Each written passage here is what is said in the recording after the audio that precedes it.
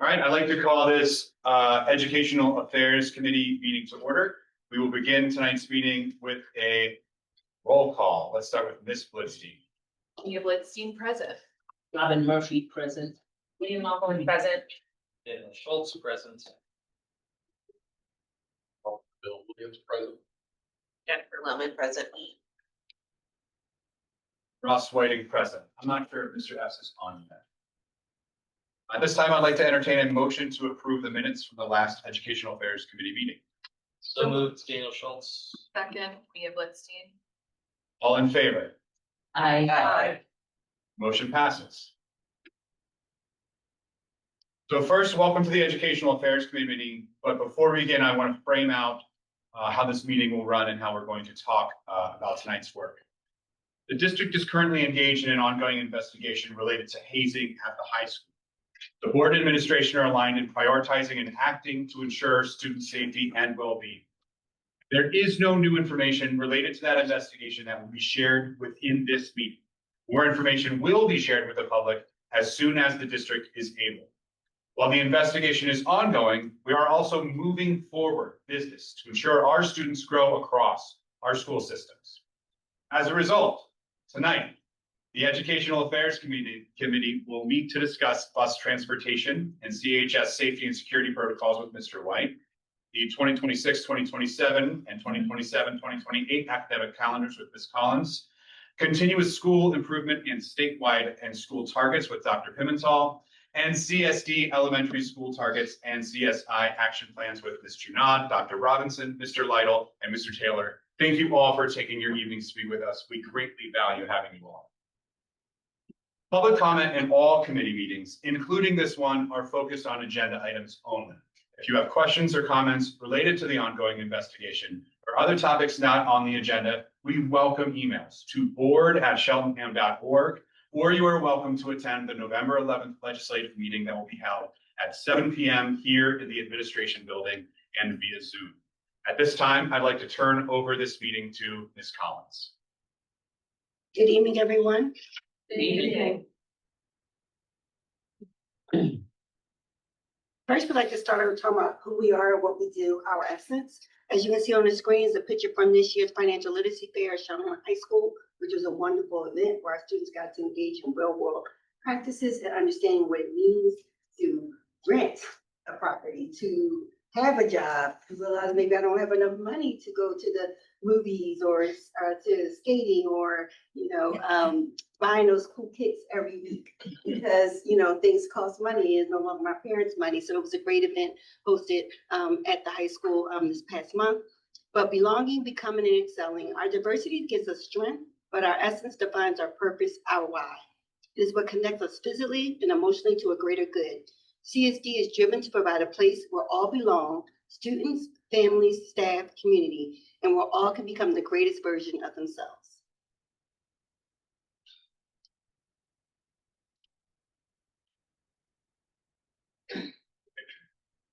Our mission, as we envision, as we always begin with, as you know, this is a repeat every meeting, at every board meeting, at every committee meeting. The mission of Cheltenham School District is to provide inspiration and resources to every student to achieve academic excellence and pursue the highest potential by creating an equitable and inclusive community that fosters social and emotional well-being and a passion for learning. And our vision, belong, engage, and seek justice. Cheltenham School District is a community where all students know they belong, engage and excel in their learning experience, and are prepared to act as champions of social justice.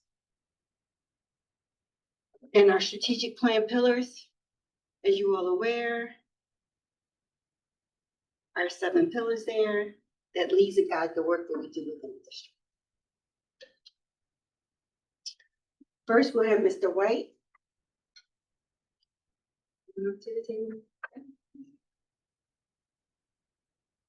To talk about our safety and security protocols for CHS and busing.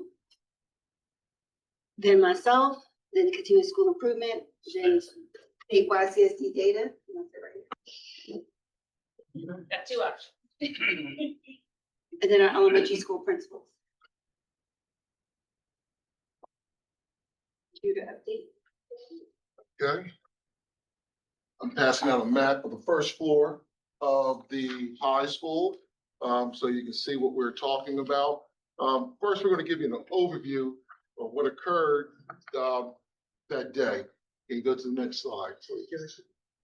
All right, so on Wednesday, October 8th at approximately 7:23 a.m., John Bolden, a former student, class of 2025, entered that building through door, if you look at your map, door D3.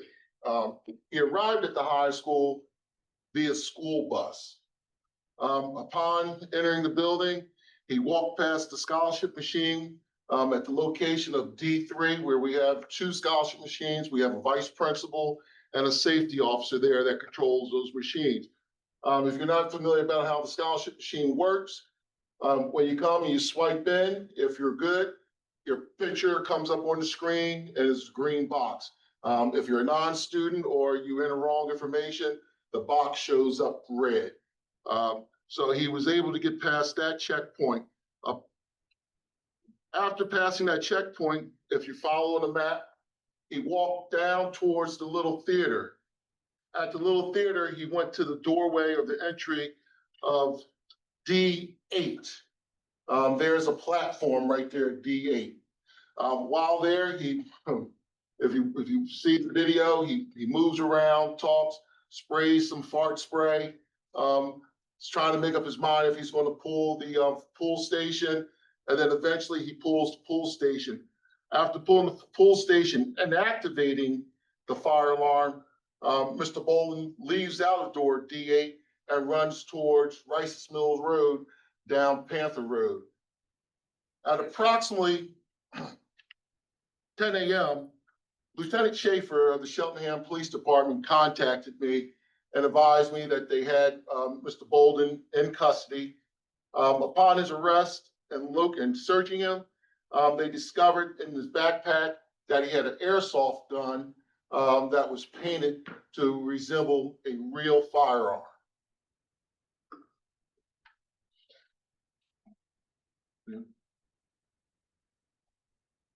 We can go to the debriefing page, please. That was it. Yeah, that's the. That's okay. So on October 14th, which was a Tuesday, we held a debriefing meeting. Everybody was in that debrief meeting, and even Mrs. Rachel Garman joined us. During that time, we discussed, we had 2 areas that we felt as though that need improvement. One was the school bus situation, scholars getting onto the school bus, and then 2, scholars entering our building. So next steps and things that we've already done. We have increased faculty and staff at all entry points. The high school has 3 entry points: the student parking lot, entry, door D2, which is also on the bus platform, and door D3. We're also now requiring all students to use their ID when they're at the kiosk instead of punching the code in. They've also been advised to, if they don't have an ID or if they lost it, Dr. Hammond has given them time to receive a free ID to replace the one that they were given at the beginning of the school year. We're also going to enter into a contract with the Center for Safe Schools to conduct a new safety and security assessment with the district. The first building that's going to have the assessment done will be the high school, so they can review all of our plans. We've been through that before twice. We had an assessment done in 2021, an assessment done in 2022. The assessment that was done in 2022 just involved the high school and the middle school. But when we're working with them, they're going to require us to give them all of our safety plans so they can review it. Anything we have with bullying that deals with climate and culture. Also, as they're in the school, in the district, they'll be there from the beginning of the day to the end of the day. They will talk to some students, talk to some faculty and staff to see how they feel about what's going on within the school district. Also, Dawn Woods, our supervisor of transportation, spoke with Cheltenham Trans about conducting additional training safety training for all bus drivers. And the general manager met with his drivers to ask them to be more vigilant as they're at bus stops and students are getting onto the bus, to recognize, to see who they know and who they don't know. If they don't know, they should stay parked and call the police so they can have that individual removed off the bus.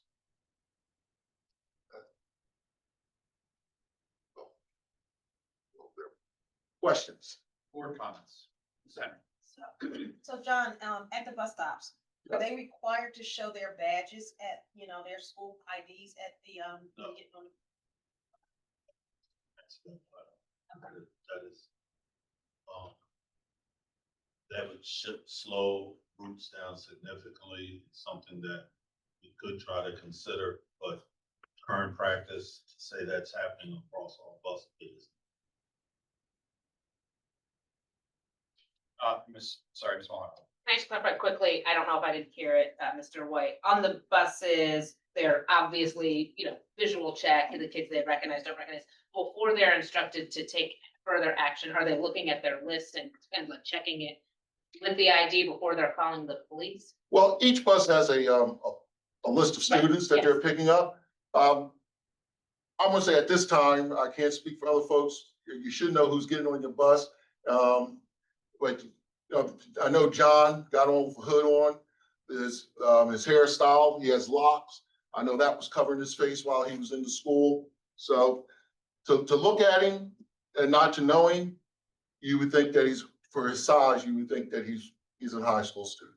No, fair enough. And they're all getting on, and some bus stops are quite large, some are small, it's early. I totally get all of this. I'm just curious if there would be another step in there to confirm. I think especially with some of our older kids, they're not necessarily consistently taking the bus every day. Some days they have a ride, some days maybe they're skipping till homeroom because they're not going to Panther Prep. So there's all kinds of reasons why someone might not be taking the bus daily, especially in high school. The only reason why I ask that. It's different than the. Well, I do know, I'm not in all the particulars, but I do know that Dawn is in contact with Cheltenham Trans about making changes for picking up students at our bus stop. Thank you. The one thing that we can control is an adjustment, which we did make, is making sure that every student is using their ID. And that's significant because when you use the ID, the picture actually pops up. So there's a cross-reference measure. And we're doing that with Videla at every level. Other board comments. Splitsky. I'm just curious about if have students met to discuss this in like town halls by grade? Have they met in any like formal capacity to discuss the event? No, I know that I met with my superintendent advisory council and discussed it in that forum, but I do not think there's actually been town hall meetings. The most critical next step for us is because we clearly recognize that there were areas of deficiencies, is having the Center for Safe Schools come in. We've just sent them a series of dates for December. December is the earliest that they were able to get in because they were already booked for November. She needed to be able to find an assessor.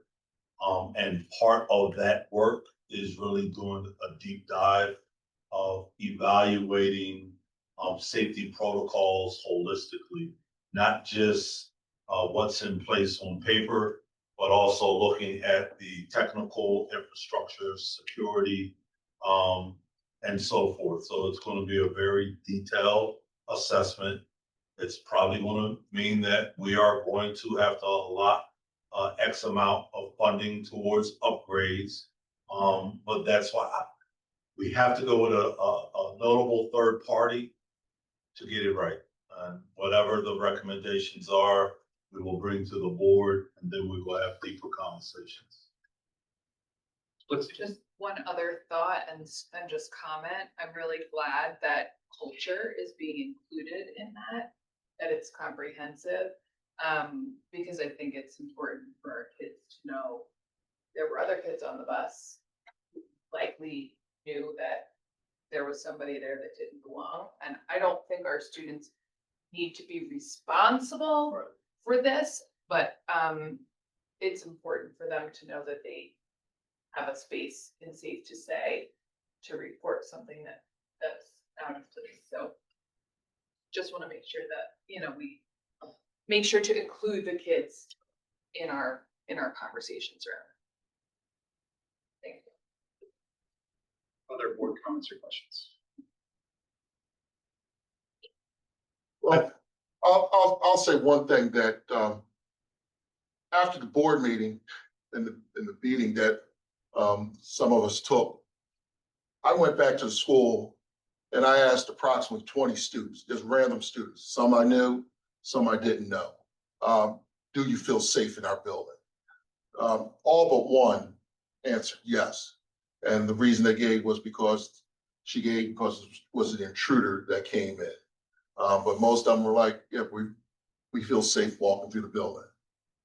They say the building is calm. So that is a big change. And there's always a plus when you have a number of students from 9th grade all the way up to 12th grade, being able to state that and verbalize that. I think more of that will come up as we move through the assessment. And it's always important to use multiple data points to really triangulate what the reality is. So I'm looking forward to that assessment being done, which is going to lead to additional next steps that we know we're. Mr. Schultz. My mind goes towards, in any conversation around operational security, whether it's cybersecurity, security, an event occurs, it reminds you need to harden certain aspects of your infrastructure ecosystem. And over time, after taking corrective action, we're all human, and our processes, we get used to the green light lighting up, we get familiar with faces, we get softer again. And it occurs to me that you might want to consider appropriate level in policy or routine, adding some kind of routine security audit that isn't inspired by an event, but is rather just baked into our regular, whatever we decide on that sense.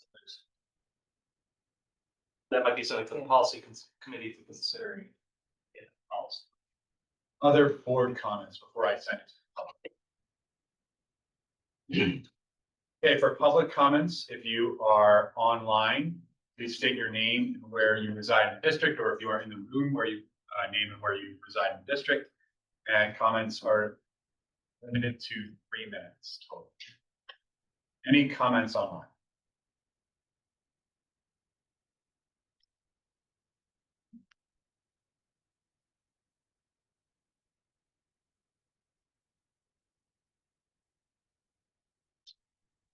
Nice, Justin.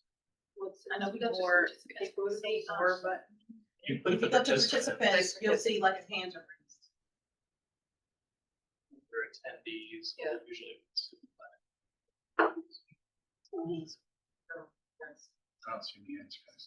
No, they were come up to us. Okay, see. All right. Just see. Yeah, there's a 3 next to more. Click on more. Time for the forward. All right. Kind of hidden behind. Okay, yeah. there you go.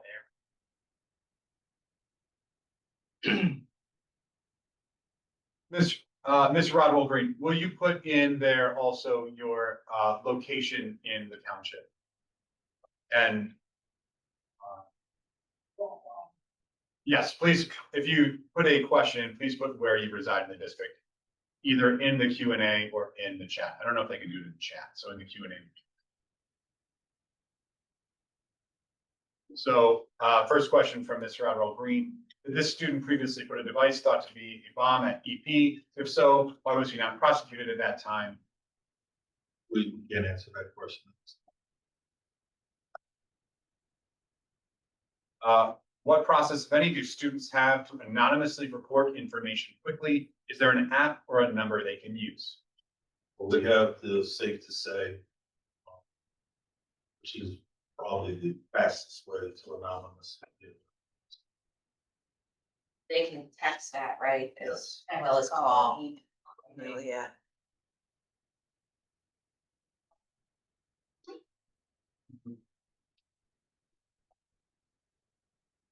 Ms. Rodwell Green, at this time, we cannot answer that question, but we'll note it for the future. And I will respond. Yes, I right. just can't respond here. Not in this meeting, correct. Any other questions? I think that's. Yes. Yeah, she put in health. Ms. Tate? No, not, Bravo Green did, Miss take it, Ms. Tate, if you would put where you reside in the district in the Q&A, that would be very helpful. Thank you. Oh, okay, the website for Safe to Say is safe, and then the number 2, and then the word say, pa.org. So that has all information about the app, submitting an anonymous tip online, and more information for students and for families and teachers. Anyone who needs information on Safe to Say can find the information there, and anyone can submit a tip there.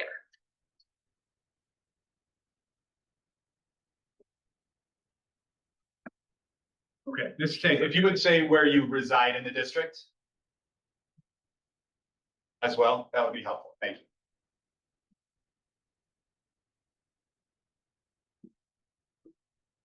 All right, anything else? Mr. White, thank you. At this time, we'll turn the meeting back over to Ms. Collins.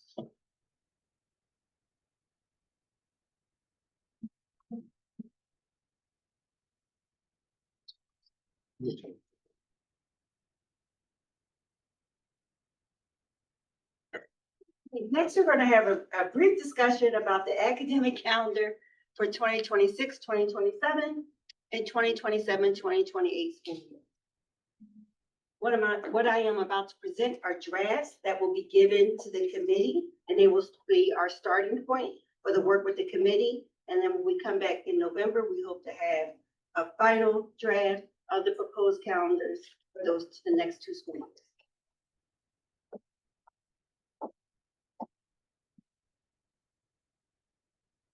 We utilize the same parameters that we walked away from our last year's committee meeting to create these draft proposals so that first the public could see, and then we can get feedback from the committee, from CEA, and then we come back and present the final draft so that we can present to the Board of School Directors.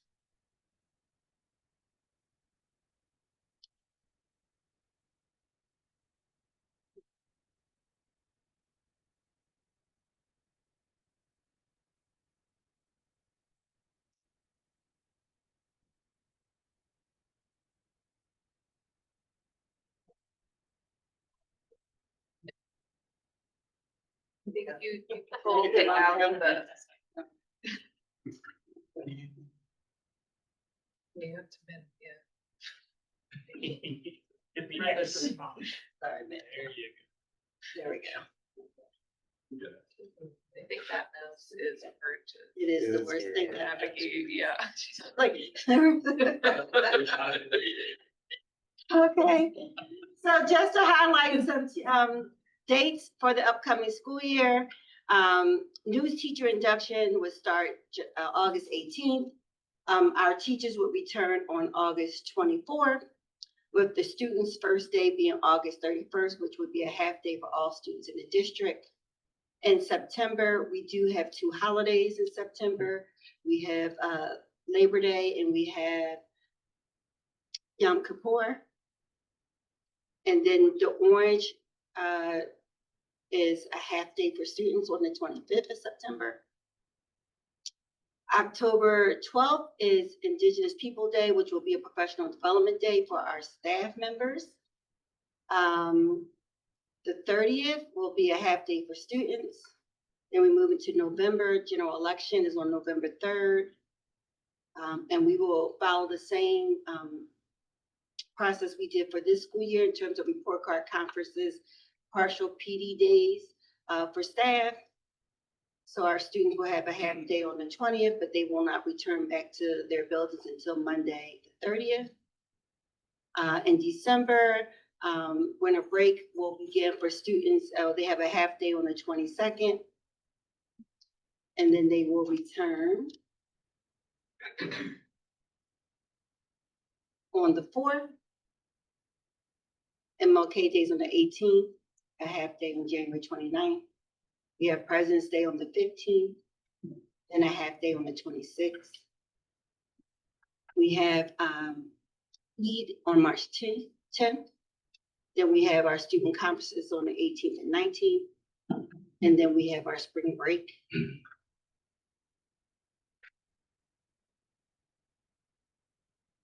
Half day at the end of April 30th to 27th. We have the election day in May on the 18th, which is tentative. We have to wait and see. See. And this is the 28th is a half day, which is then the 31st is the Memorial Day holiday. Graduation would be on June 3rd. The 11th will be a half day for students. The final teacher day will be the 15th.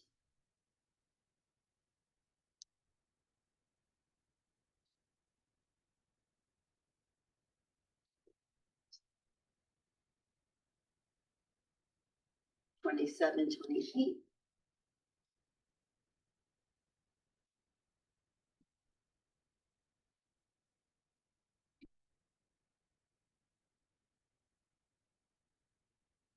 Similar, but new teacher induction will start on the 17th. Our teachers will come back on the 23rd. Our students will return on the 30th. We have September 6th for Labor Day. We have the 8th for, so 11th, the 11th is one of our observed holidays. My notes on here.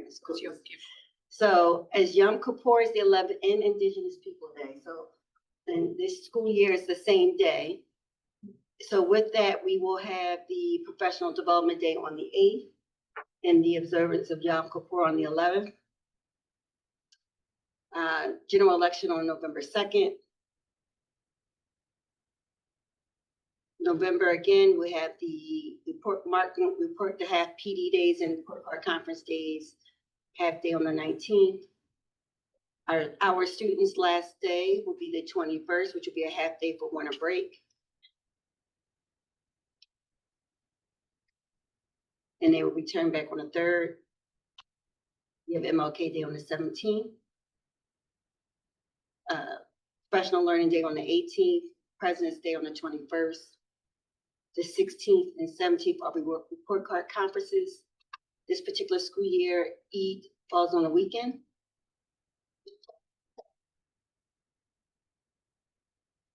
Spring break is the 10th through the 14th. The May election day is here, 23rd. Holiday on the 29th. Graduation will be on the 1st. Our last student day will be the 8th. Last teacher day, the 12th.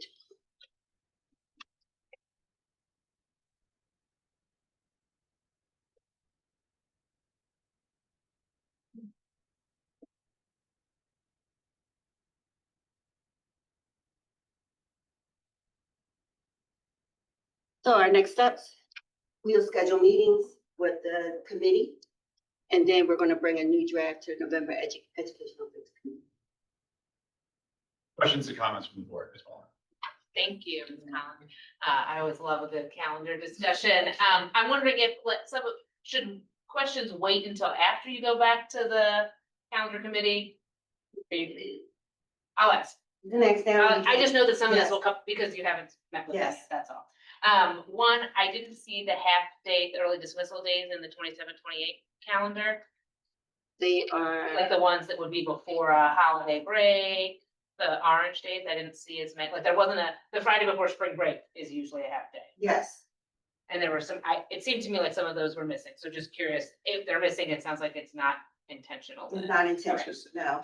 My next question was about also the 27-28 calendar.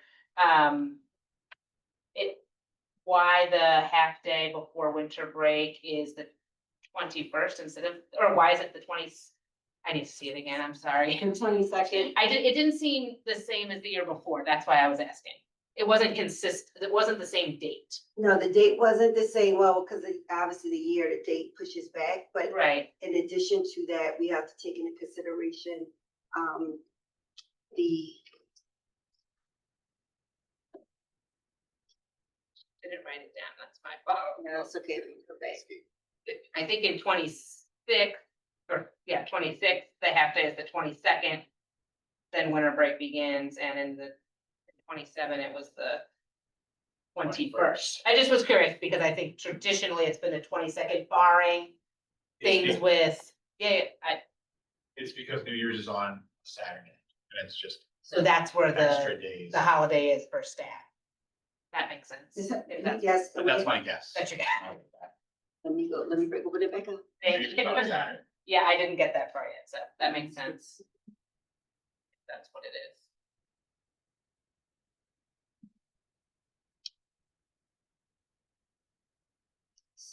Oh, yeah, right.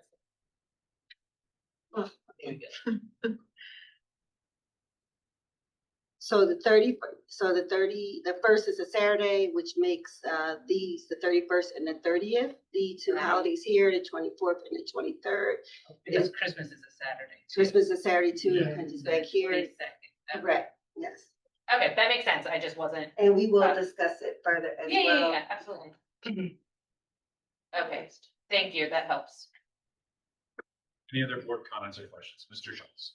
Just regarding winter break, I wonder, and I'm just throwing out the idea that there might be value in just a consistent 2 weeks, regardless of where the holidays fall. I thought that would be raised in committee. Just throwing that out there now Yes, as well. and- I've received feedback from community members, just kind of applauding the current structure. And that way it just becomes a predictable, we'll always have 2 weeks off. Doesn't matter where a given religious holiday that not everybody necessarily falls. And that just Ms. Blitzstein? Just to piggyback a little bit on that, just thinking about families and planning in advance and people taking off time from work who have to put in a year in advance for time off, that would support that. I also heard from community members who were interested in the 2-week holiday. We encourage them to provide their feedback also. And it would be, but I would have to say that I also wouldn't want to extend the school year personally in favor of more time during winter break. And I don't know what the consensus is on that, but that's just my thought currently. So, And as we discussed it last year, is that contractually, our agreement, our students, our teachers have to have 180 days.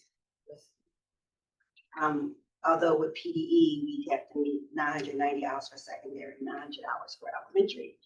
So if we were to add on those days, you're correct, we normally add them on in the back end to make the correct.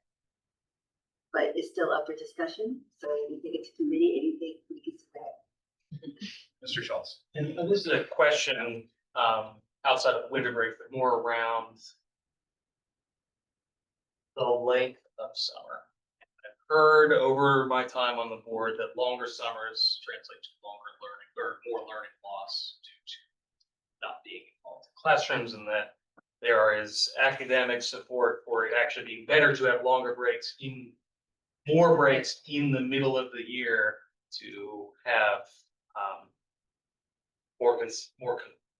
you know what I'm trying to say. So that's just, I imagine that's already on top of mind as well, but I will be really interested in understanding how the committee is approaching that when we get the presentation. Are there any online comments? I think we just got notification.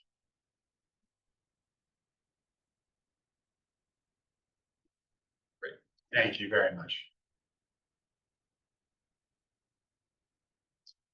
Great.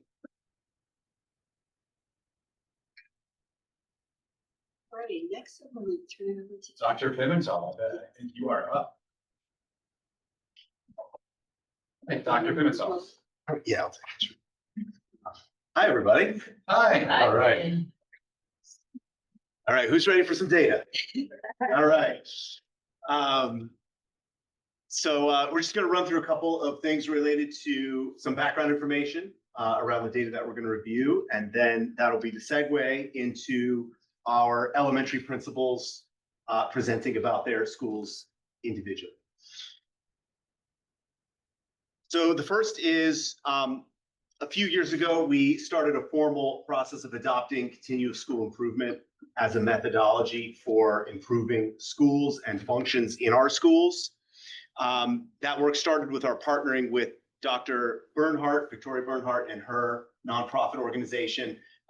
They're well established in this marketplace, so to speak, and our selection of them as our partner came partially through our relationship with the MCIU, who was organizing efforts around CSI and pointing us in this direction to a certain extent.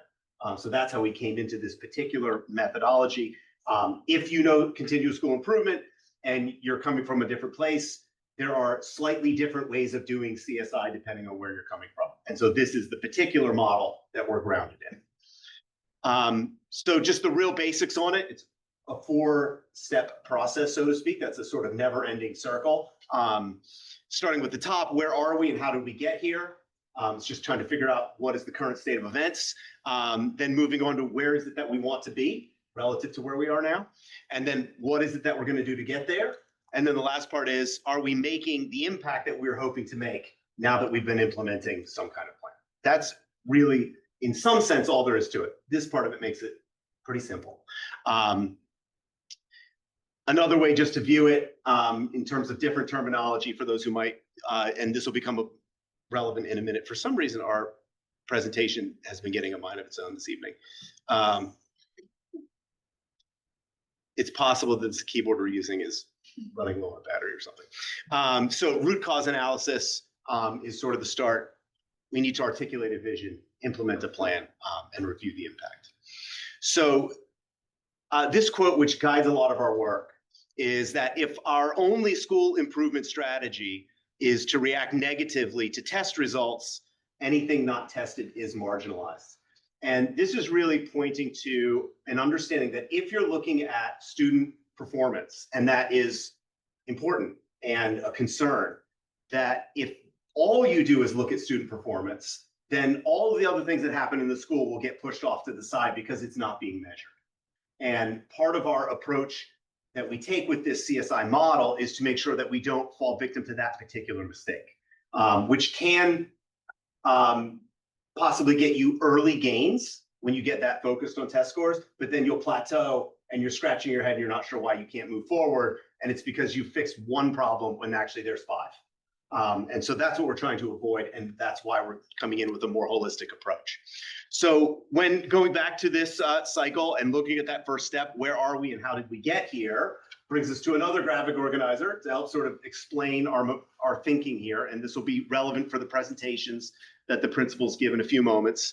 We're looking at multiple measures of data. And when you're talking about students, they generally fall into these 4 categories. One of them, of course, being student learning, which is your performance data, but then cross-referencing that with what we know about student, teacher, and family perceptions around the school buildings, the programs that are in the school, and then, of course, the demographics. So just a very quick example of what we mean. If you noticed that your ELA scores were to go down, for example, obviously that's a concern. You don't want your ELA scores to go down. Part of doing this process would, to some extent, potentially reveal that when looking at demographics, that there's been an increase in ELL students. So your reduction in ELA performance is not necessarily a reduction in performance across the board. It's that there's a demographic group that has increased in size. That's having an impact on the scores. And you may notice when looking at programs that your ELL programming has not stepped in to fill in this now larger gap, so to speak. So it's your cross-referencing programs to a demographic shift, and you might even have perception data in there. That student group feels like they don't belong in the school relative to other student groups. All these things sort of conspiring together to explain the student performance. That's the view and how this is meant to be used. So just giving some history, 23-24 school year, that's when we built professional capacity with our leadership team, and teachers were trained in this method. 24-25 is when we launched one CSI team per school. So they're tackling one major issue using the CSI process. And then for this year, we're increasing that. So there's now more CSI teams per school. And looking into next year is when we're really starting to look to step out of individual CSI teams and to really push this into a more holistic school-wide approach, which has sort of been the objective from the beginning.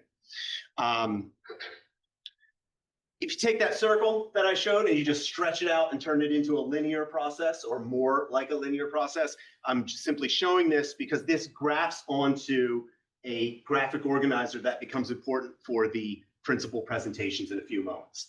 So when looking at it this way, and you graph that onto this graphic organizer, these things all line up. So the far left-hand side is where they're answering this question. Where are we? How do we get there? What's the vision for where it is we want to be? The middle section is essentially the action plan, a summary of the action plan. And the right-hand side is, are we making the impact we're hoping to make? Just a side note, you'll notice the furthest right-hand column will be empty today. And that's because that would get completed at the end of the year. And so that essentially is a wrap-up or a review of CSI approach, where we're at, and what you'll see in a few moments from the principals.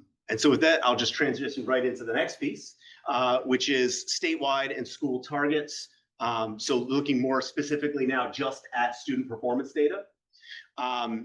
So the sources at the state level is the Future Ready, the PA Future Ready Index, which is all informed through the ESSA, or the Every Student Succeeds Act. It's about school performance. It's going to bring in statewide averages, which I'll show you something there in a moment. And then the state also has produced what they call the 2033 goal, which is ultimately where they want to see all schools at by the year 2033. So there's this wonderful graph. This is produced by the state. This is showing interim targets for individual subgroups and for all groups, moving and marching, so to speak, toward that 2033 goal. So this is a metric that is publicly shared and is something that has some utility. The problem with it is that it's generic for all schools across the state. There's one spreadsheet for the whole state. So this isn't for Cheltenham. This is just everybody. So it's not saying here's where this individual school is and the rate of growth that you need to meet to hit the 2033 goal. It's a kind of just a generic marker of like, here's where we're saying you could be right now, is kind of what it's saying. And so it's useful and we want to reference it. However, it's not quite as detailed as we would hope. So for example, the interim targets for this year in ELA and math are those numbers. That's across all schools. That's just the numbers. And then where we're trying to achieve eventually by 2033, you see on the right. And again, that's all schools, all places. So we have also added something else here in Cheltenham, which is our own district marker. And we're using performance on PSSA and Keystone exams, Keystone for secondary. And essentially what we're looking at is, where is this school's particular baseline right now? Where is the 2033 goal? What's the differential there? And then how long do we have to get there? And then that helps create a year by year goal that we want each school to achieve. And essentially, if they stay on track with that, they would achieve the 2033 goal. That's the district number that we're giving. So of the numbers you're going to see in terms of a target, arguably that's a more specific number to be chasing, so to speak, from the school principal perspective. There's some data you will not see in today's presentation. Number one is science. So last year was the implementation of SEALS. They rolled out the new assessment. That was officially a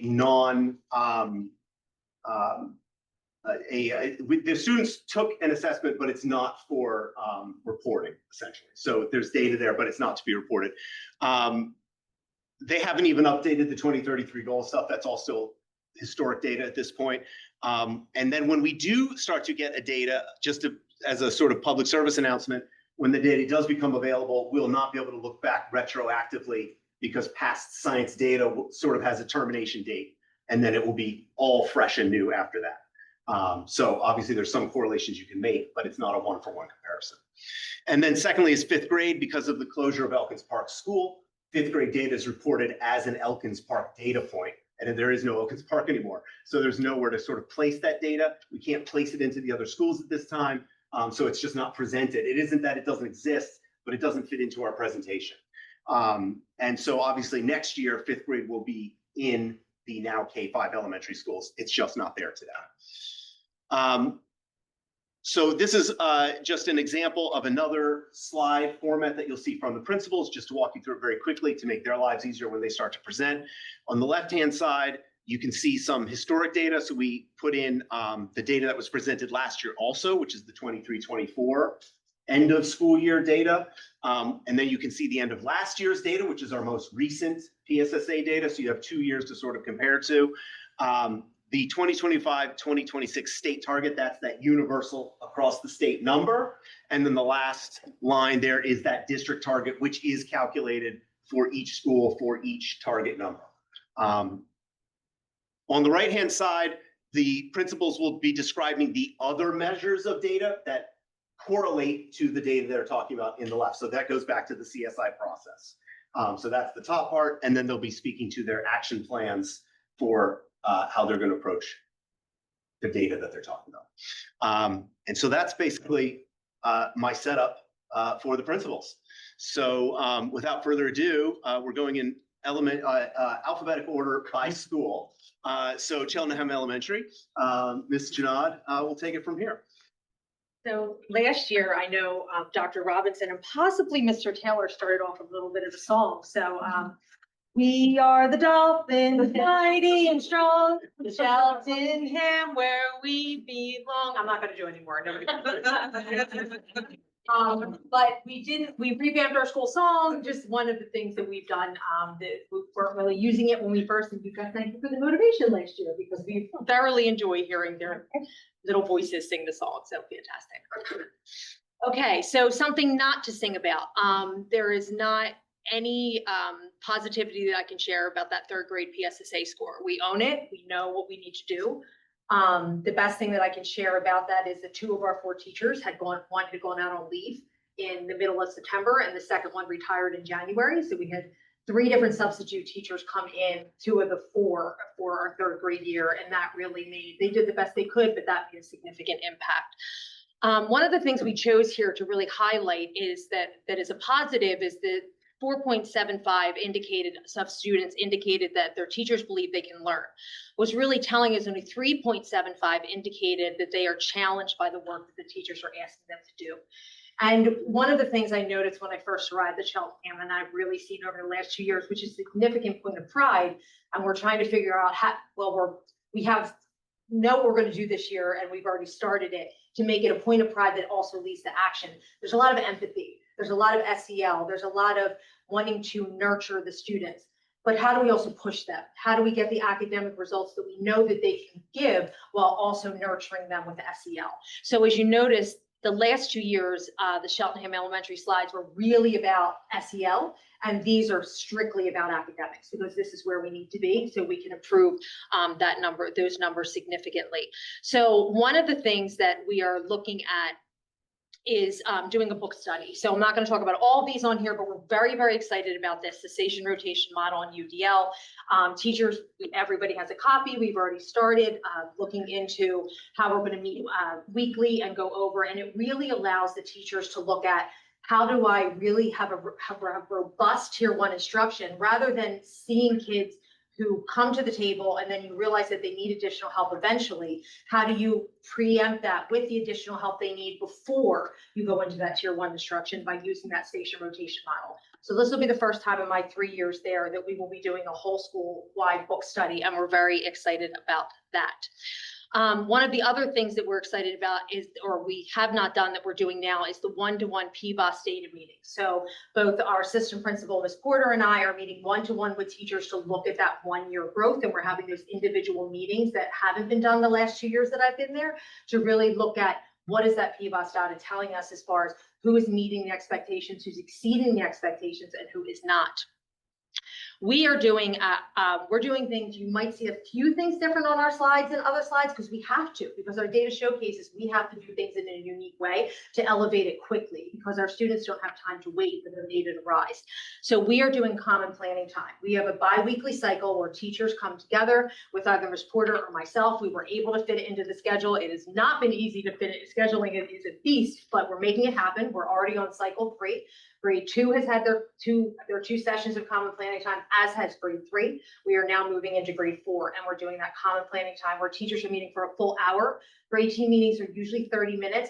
It's hard in 30 minutes. As soon as you get going, it's over. So having that 1 hour, and what we're really looking at is what are the learning activities that you're choosing and why? Are they robust? Are they challenging? Do they have intellectual engagement? And so that common planning time has been very helpful to us. We are very focused on intellectual engagement. I think you'll probably see that as a trend. It's definitely a tipping point for the district, and it's a tipping point for us, that intellectual engagement. It's okay if you walk in and a student is frustrated. It's okay if you walk in and they're asking questions. It's okay if you walk in and they're analyzing.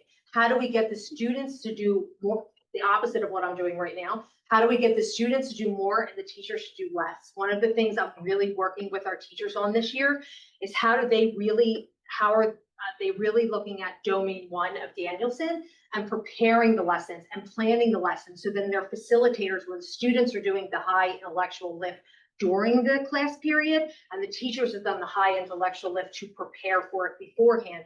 Whereas what we've seen over the last 2 years, I'm walking in and seeing a lot of teachers doing all of the lifting to prepare, all the lifting to engage, but then that leaves our students sitting back just kind of waiting to give basic answers. So that's been very helpful. And we are bringing back Beyond Bell tutoring. So we're going to focus on grades 2, 3, and 4, and we will have up to 12 students who will get 2 weekly sessions of Beyond the Bell tutoring, either before school or after school. Luckily, we have had over 12 teachers apply, which gives us the ability, we're only picking 6, to really choose those teachers who by their one-to-one planning are showing that they know how to move scores and have that PBOS growth. And finally, I'm very excited about this. And teachers may not be, I don't know, but I am. Because we are doing common planning time, I cover classes. So Ms. Porter can meet with the students I'm covering, and I'm doing model lessons, and I'm going into the classrooms and doing those model lessons. I very much miss teaching and being in the classroom. And since I've been doing them, teachers have signed up and asked to have lessons done. So looking forward to that.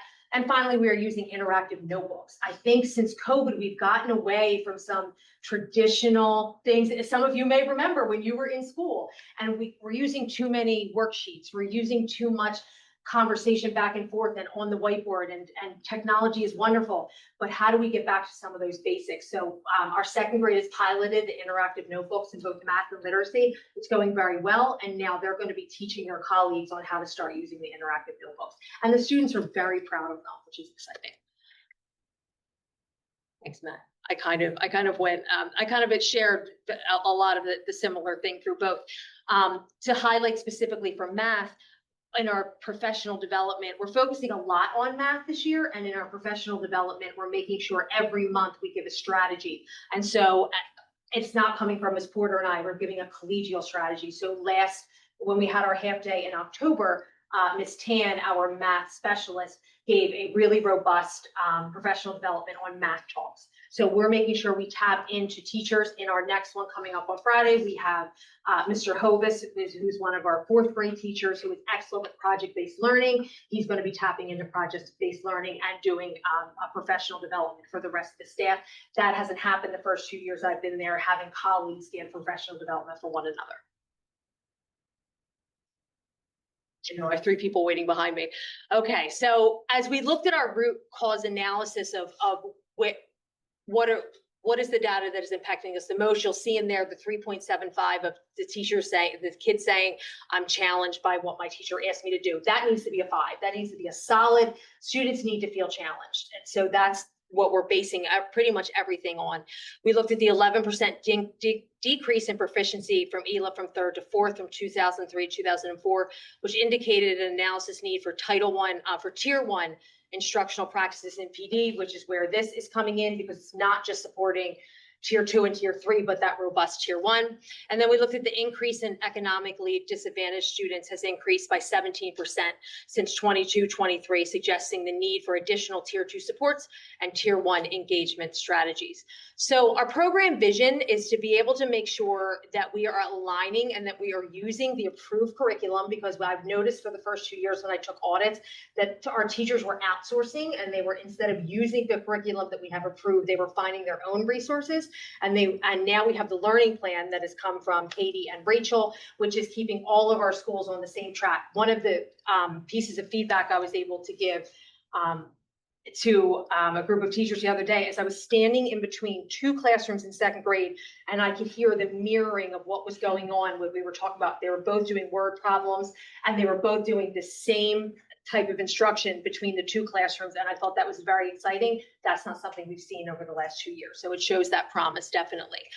That walkthrough data will show an increase in high-level questioning, student voice. One of the things we're working on as a strategy for the upcoming PD, and that we had just spoken about over the last couple of weeks in walkthroughs, is think time.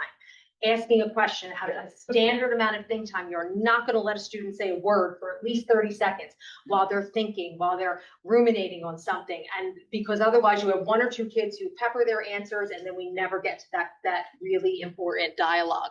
So we're working on that with teachers, and that lesson planning will promote the intellectual engagement for tier 1 and not just waiting for that tier 2 instruction. Our SMART goal is that we will have an increase in ELA, and by at least, I know that the district target was to go up 5%. We have to go up at least 10%, if not more, because of especially where we're starting from, that's not even going to be enough. And then how we're going to monitor this, through agendas, walkthroughs, formal observations, our PD activities, our book studies, our custom walkthrough forums. The district is really doing some exciting work that's coming from Katie and Rachel and the different central office employees, and really having custom walkthrough forums that what am I looking for, that Dr. Robinson's looking for, that Jim and Jason are all looking for. So we're all looking for the same things as we go through those custom forms, and that walkthrough data will show that 80% of teachers advance from emerging to developing, and those who are developing move to mastering, and that you see that continuous development of where the teachers are, and that they're not just getting a rating, our teachers, just because they show up every day and they're kind to the kids, but is your data moving? And that rating is being based on data, and that we're being held accountable for that. And that as we're looking at FastBridge, and that that the number of students at high risk will decrease by 10% into some risk or no risk. So I know I was just talking very quickly. I get excited, I get nervous, so please bear with me. And I know that I have 3 others waiting behind me. So thank you for giving me your time to share. Thank you, Ms. Junod. Any comments, board questions or comments? And I do see we have some online as well. Ms. Lowe. Thank you very much for that. Don't feel like you have to speed talk. You can actually take a breath, but thank you. Thank you for all of that. This is actually probably my initial question is probably more for Dr. Sherman. I'm not sure. How do we define economically disadvantaged? Is that students eligible for free and reduced lunch, or is it free reduced? And then this is just a random kind of thought. Like, I'm curious as to sort of, with this data that we start getting 3rd grade from the PSSA, sort of, is there any way for us to do sort of a look back longitudinally and see which of those kids went to preschool and where they went to preschool and how long they went to preschool? Did they go to preschool with, pre-K counts or Keystone Stars? Like, I don't know if there's any way, or if that's just too time consuming to try to do that, but just thinking ahead, there was a session on starting preschool at the PSBA conference. Sort of trying to gather some data about, like, could this be potentially what's our need? I mean, we kind of feel in our gut that we need it, but like, do we actually have some data that says, well, we've had kids who've gone to high quality preschools and they score advanced or proficient on the PSSA. Maybe don't say that, but I guess. Yeah, so just curious about that at some point. Probably something. Ms. Blitzstein. Thank you so much for your presentation. I just want to comment that I really love a few things that I heard you say. You're starting modeling lessons and the math talks, and having just like nurturing a culture of collegiality where teachers, I love that you're starting it, but where maybe potentially teachers are modeling for each other down the road, and that teachers are taking on more leadership roles in presenting to each other, that really bumps up like the level of rigor from what people are seeing around them.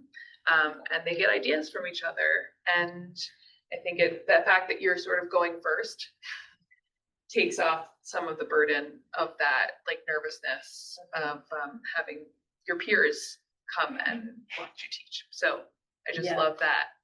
Thank you for that. I'm a big Jump-starting believer in the modeling, that if I'm willing to do it and I'm willing to be coached and to coach, that should make people feel less apprehensive about doing it themselves.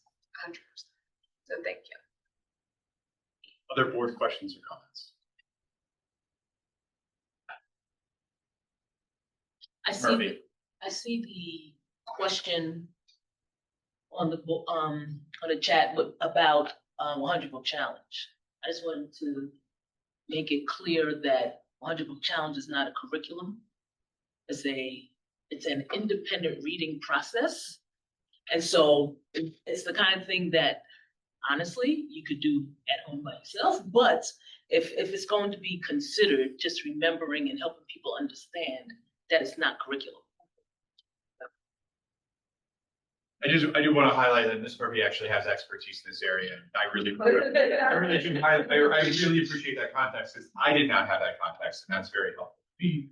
And I also want to thank Ms. Rodwell Green, who emphasized the 100 challenge. I did just do a quick perusal of it, and that is absolutely something we can consider, thinking as a supplementary piece of materials for our group, our kids to look into. So thank you, Ms. Rodwell Green, for presenting that information to us. Mr. Schultz. Point of process, I'm not sure other people can necessarily see these comments. Do you want me to read them? I think we should read them for the record. Absolutely. Sure. So 2 comments from Ms. Rodwell Green. Can the district consider using the 100 book challenge at all elementary schools in first grade? Then a follow-up comment: the 100 book challenge motivates the kids and gets them used to reading volumes of books and rewards them for this accomplishment. My oldest did this when in Philadelphia School District. It worked very well for getting her on track for being significantly above grade level in her reading. Please seriously consider this approach, even if it has been used at some level of the schools previously. I strongly urge you to reevaluate. Thank you, Ms. Rodwell Green, for your comments. Are there more?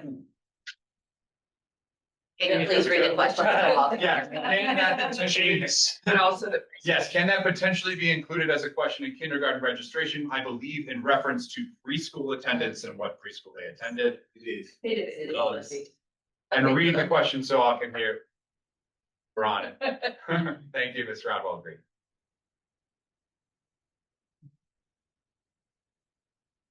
Thank you, Ms. Janot, for being here. thank you. Oh, I'm sorry. It's okay. Please state name and where you reside in the district. Malcolm, reside in Elkins Park. I just have a quick question. I noticed that what Mr. Pimentel mentioned about the Cheltenham goal, target goal. Is there one for 24-25? Yes, 24-25. It's not up there. So I just wanted to know if that's something that you can put into the data. Yes, yeah, we do have that. And it was a part of the presentation last year. Okay. The presentation looked very similar last year. And so those goals started last year. Okay, and then is there, because it's a constant cycle, is there any way to kind of bring over the results from last year as we're seeing it, and then she continues on to see where they're at and where I'm just curious. Yes, we can absolutely do that. Yes. Thank you. Thank you, Mr. Dr. Robinson. Good morning. Or good evening. Long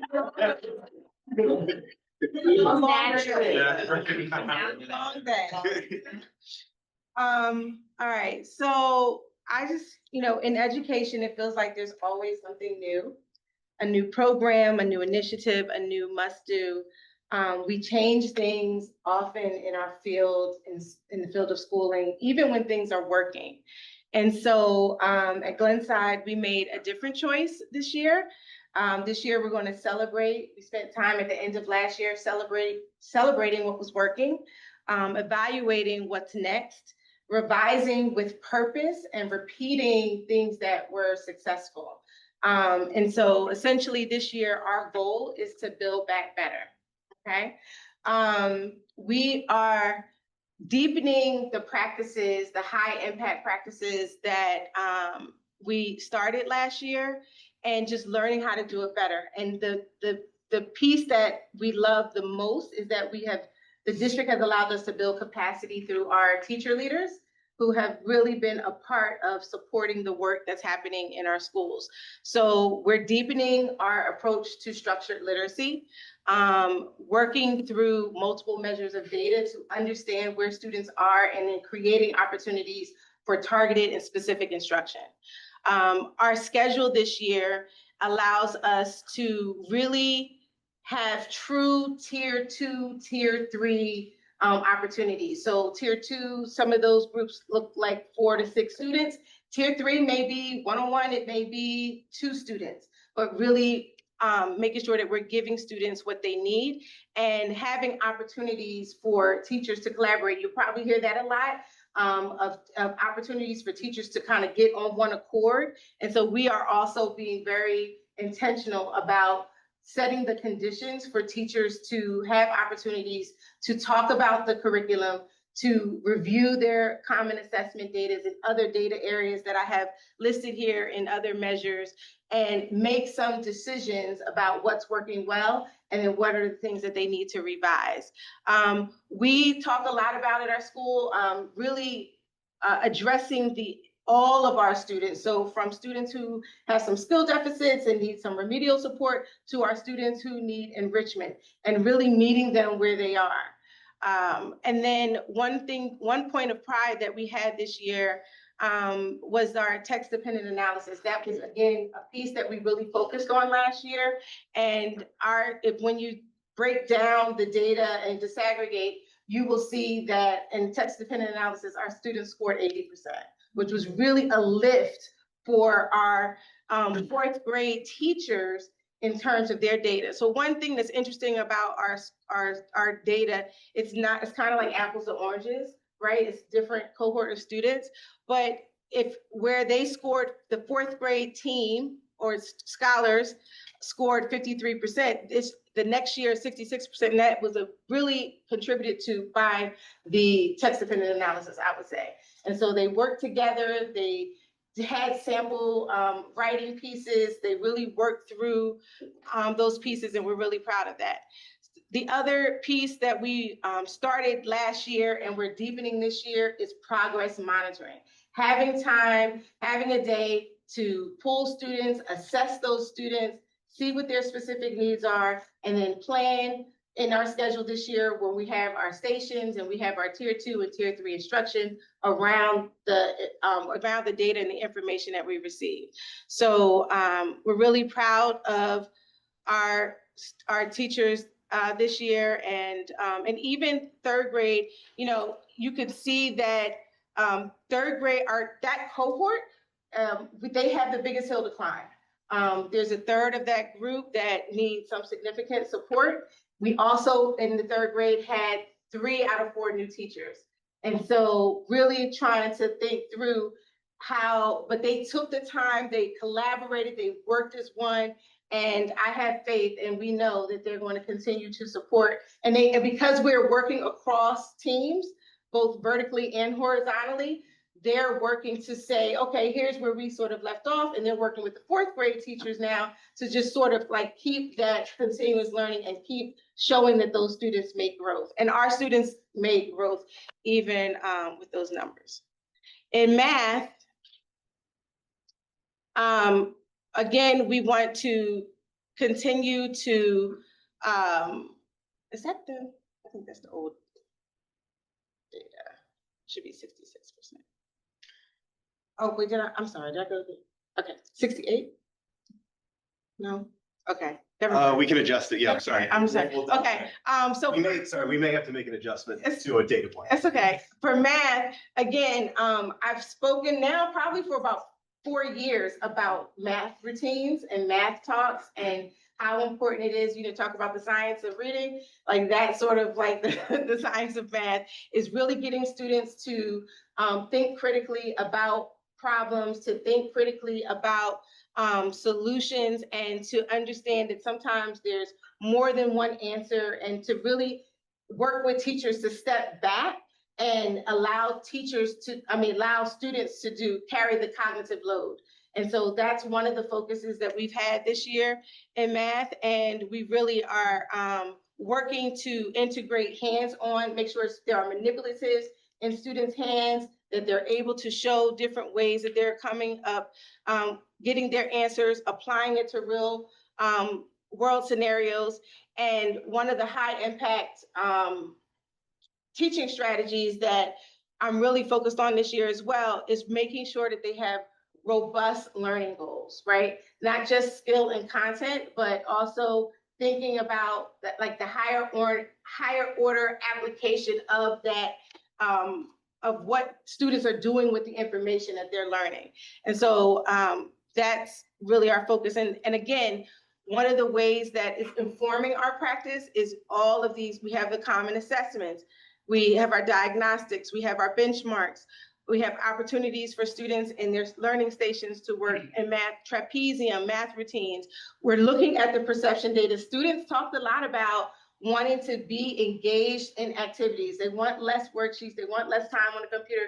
They want to engage in project-based learning. And so teachers are really thinking about how to do the project-based learning and integrate that learning across disciplines. So working with our art teacher, working with our music teacher, working with our PE teacher, giving them time, structured time to meet and create units of learning where we're really attaching ourselves to all the different intelligences.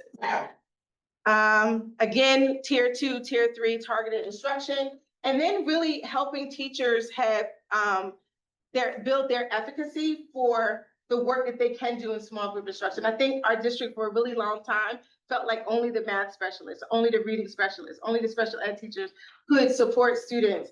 But really, we're empowering them and showing them that they have what it takes to move students. And we're doing that by centering our data, seeing what information it's telling us, and then creating those targeted and specific instructional opportunities.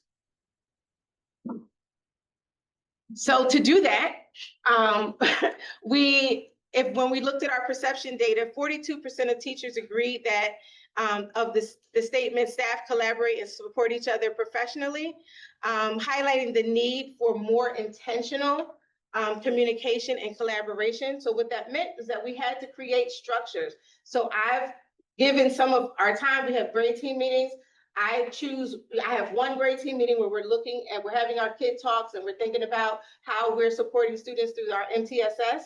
But we meet on Fridays. The other Fridays are spent with teachers just collaborating and planning and looking at data and making decisions about what they're going to do that next week and comparing information and seeing as a grade, we did really well as a whole grade here, but we didn't do so well here. What can we do? Or you did really well in your class. What did you do? Let's try this strategy, right? We need to deprivatize our practice. We have to, right? Where someone is doing really well, we want to make sure that we are building each other and making sure that we're utilizing best practices. So 63.3% of our teachers indicated an interest in improving grade level communication and instructional consistency. So our SMART goal is to, by the end of this year, to really create the conditions for teachers to be able to meet and collaborate across disciplines, to create those opportunities for project-based learning in the elementary school, and we're going to have regular classroom observations, giving feedback. I do a thing called one thing feedback, and really each teacher, like students, have individual strengths and areas of opportunity. And so whatever that area of opportunity, we're not going to move on in the next walkthrough. We're going to go back to that area and keep building until that area is strengthened, because it's about transformation, right? And so we'll assess our success through the percentage of teachers that are participating in collaboration. We'll make sure that we're tracking it. We have note takers that we are just on one note taker that they keep the same each week when they meet. We're making sure that we are pacing ourselves through our teacher leaders. They're really working with teams to make sure that those common assessments get done, that they have time to go over the data with the teachers, and then they make decisions about the next units that teachers are going into. I think that's it. We're really excited about this year. Thank you, Dr. Robinson. Any more comments or questions, Ms. Long? Thank you for this presentation. Always, glad to hear about Glenn's. Thank you. I'm hearing actually, and I wanted to also say this when you presented this to not also as well. I'm hearing intellectual engagement, robust learning. I'm excited about that, about challenging our students, challenging them, like you said, to stretch, to reach, to take some chances. I think that's what causes learning to be engaging. I hear rigor is love and all of that, which I really appreciate, because I think for way too long we underestimate our students. We underestimate our special ed students for sure.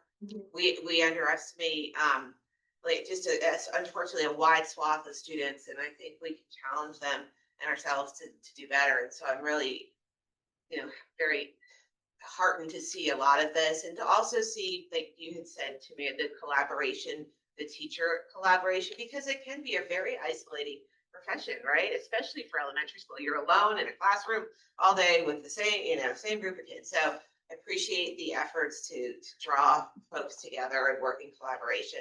And this, I always have to throw this out. Also make my plug for including the librarian in any of these integrations across disciplines. She's definitely a part of all. I figured she probably was. I just wanted to make sure. Yeah. And one of the things I didn't mention that I'm also super excited about is we are working as a district to give greater access to grade level content on the standards for all students, including students with IEPs.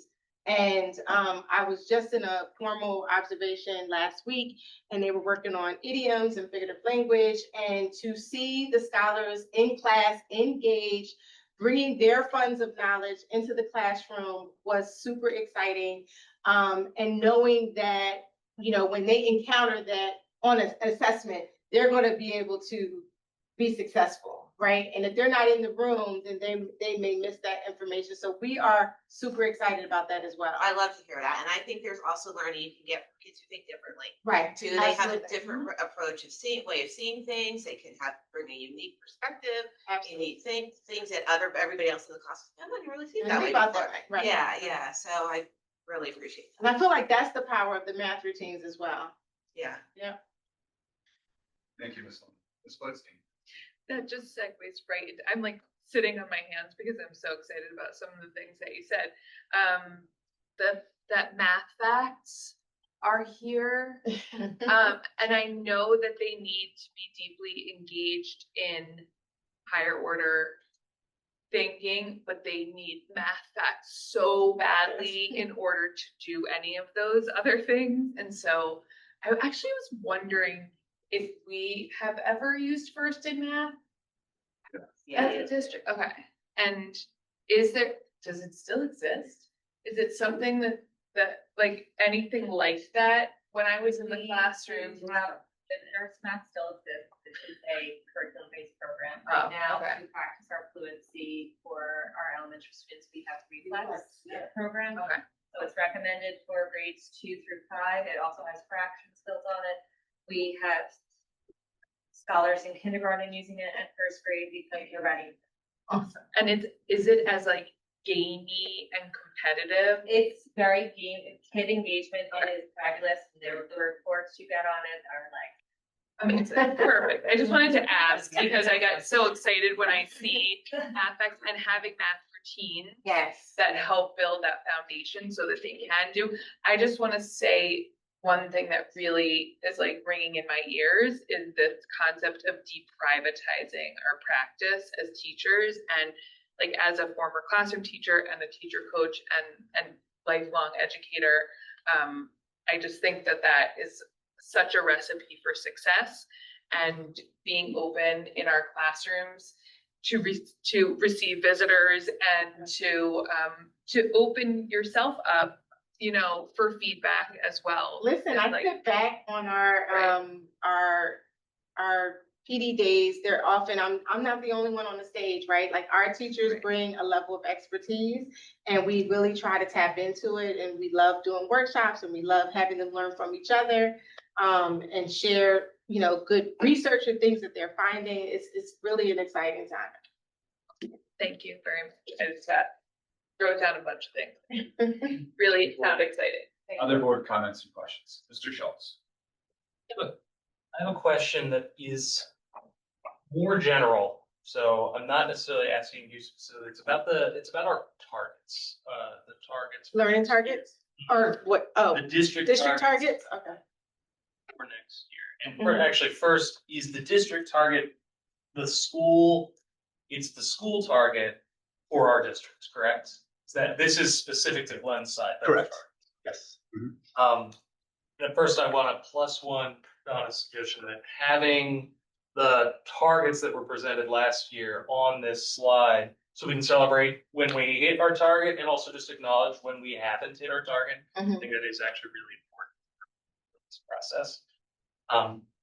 The numbers that are there, how are they calculated, the district targets? Is it based on the results from this year? Correct. Yeah. So it's a pretty simple calculation. It's the 2033 goal subtracted by the current performance, which gets you your differential. The differential is divided by the number of years between now and 2033, which is 8 school years.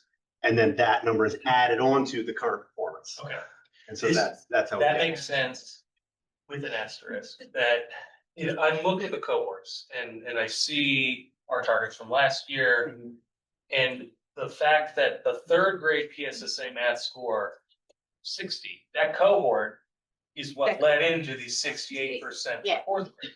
Correct. And likewise, the 56% from this year will become the cohort of 4th grade.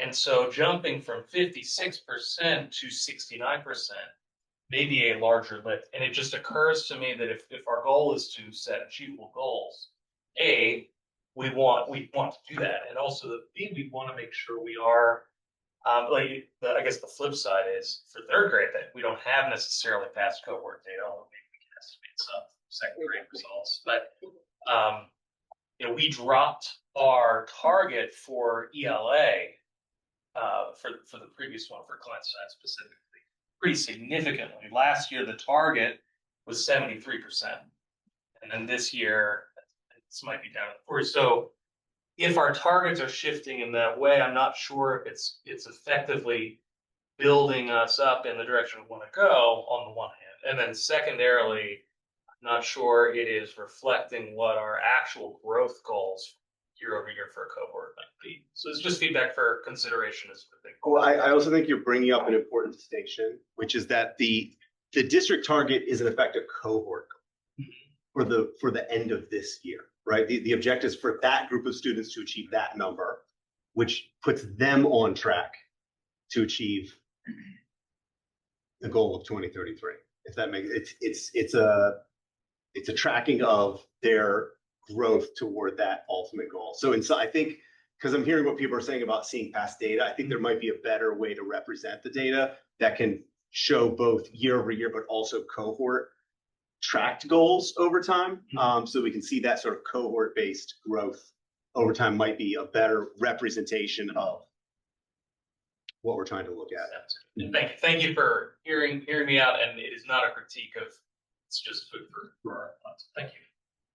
Other board comments and questions? I see there are more red bubbles. Let's check that. One.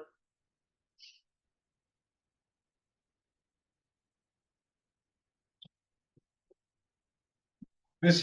Hesbacher, if you could put in where you reside in the district in the question and answer area, that would be helpful for the record. I will read your question. How are we measuring and monitoring student progress for students with IEPs? e.g. at Glenside, students in the life skills and autism classrooms, and at Cheltenham in the emotional support classrooms. So our students, we are working closely with Patan, and they have assessment goals that set goals for our scholars. And our teachers are constantly progress monitoring once they get the baseline for making sure that the students are making progress on whatever the identified goals are for those individual students. You can answer. Ames Web, For emotional support with students, we take interval data every day. So we have our emotional support teachers and our paraprofessionals who work with them. They're constantly collecting data, usually on an hourly basis, of the number of times that a student had a certain response or a certain, and then they track it, and they look for commonalities of areas and where it's happening more, where it's happening less. Great. Thank you, Mr. It also is important, to your point, their IEP goals are always progress monitor, but anytime they, any part of their IEP where they participate in the gen ed, their progress monitor, just like a gen ed student. Absolutely. Thank you, Dr. Katchman. All right, thank you, Dr. Robinson. Thank you. So Ms. Hesbacher, so how is this incorporated into the report is the question? Into the PSSA report? I'm not sure. They say that different. Into these data points? Any student that would take the PSA, that good students with IEPs would be put in that. And most of our students with IEPs take the PSSA, very Correct. few The only take the students that alternative. don't would be students who qualify according to their IEP for the PASA, which is the Pennsylvania Alternative System of Assessment. So all students with IEPs whose take the PSSA are included in the report. Correct. Right. Mr. Lytle. Welcome. Hi. Feel like I just saw half of you this morning. I'm always a little nervous when I come to the table, but this time I'm not. I feel like we've spoken before. And I just want to extend a hearty welcome for you to always come to Meyer. The door is always open. I'm really excited. It's a really exciting time for me to be in the district. I've been at quite a few places. I've been in Conestoga Valley, Lancaster City, Hershey, Lancaster City, Philadelphia, and it's an exciting time to be here because of a lot of the things that are happening related to curriculum instruction and assessment at the district level and that are trickling down and becoming best practice in the schools. So a lot of what I'm going to talk about today are some of just great things that allow me not to have to go into the woods and pull out a leaf and a string and make a boat, but there's a boat that's already made for me to take kids on. I am admittedly biased about having some of the best teachers and students in the district. I cannot brag enough, and when you said the word culture, how much of the culture of our school bleeds into the success that our children are having year over year. There is no one person or one entity or one system, that there is a sense of unity and togetherness, which ties into kind of what I want to talk about today. When we talk about those high quality resources and curriculum, we have a scope and sequence, we have intervention grid, we have tiered interventions like Wilson, Alex, we have computer-based interventions. We are really structuring things at a district level and it's trickling down to the schools where we're able to include and reach all students. And I feel like that's the key. When we talk about all students, we have to look at the change in our demographic over the years. If we look at Myers, if we go from 2021, 2022, our ELL population has increased 800%, literally 800%. And we look at our special education population from 2021-22, not including the 5th grade this year, but last year, it's about a 20% increase.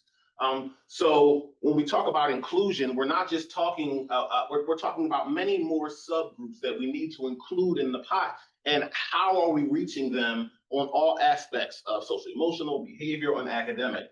And how are we giving everybody access to the learning in the classroom? So I think that's what Myers does best. And we're doing it even better this year.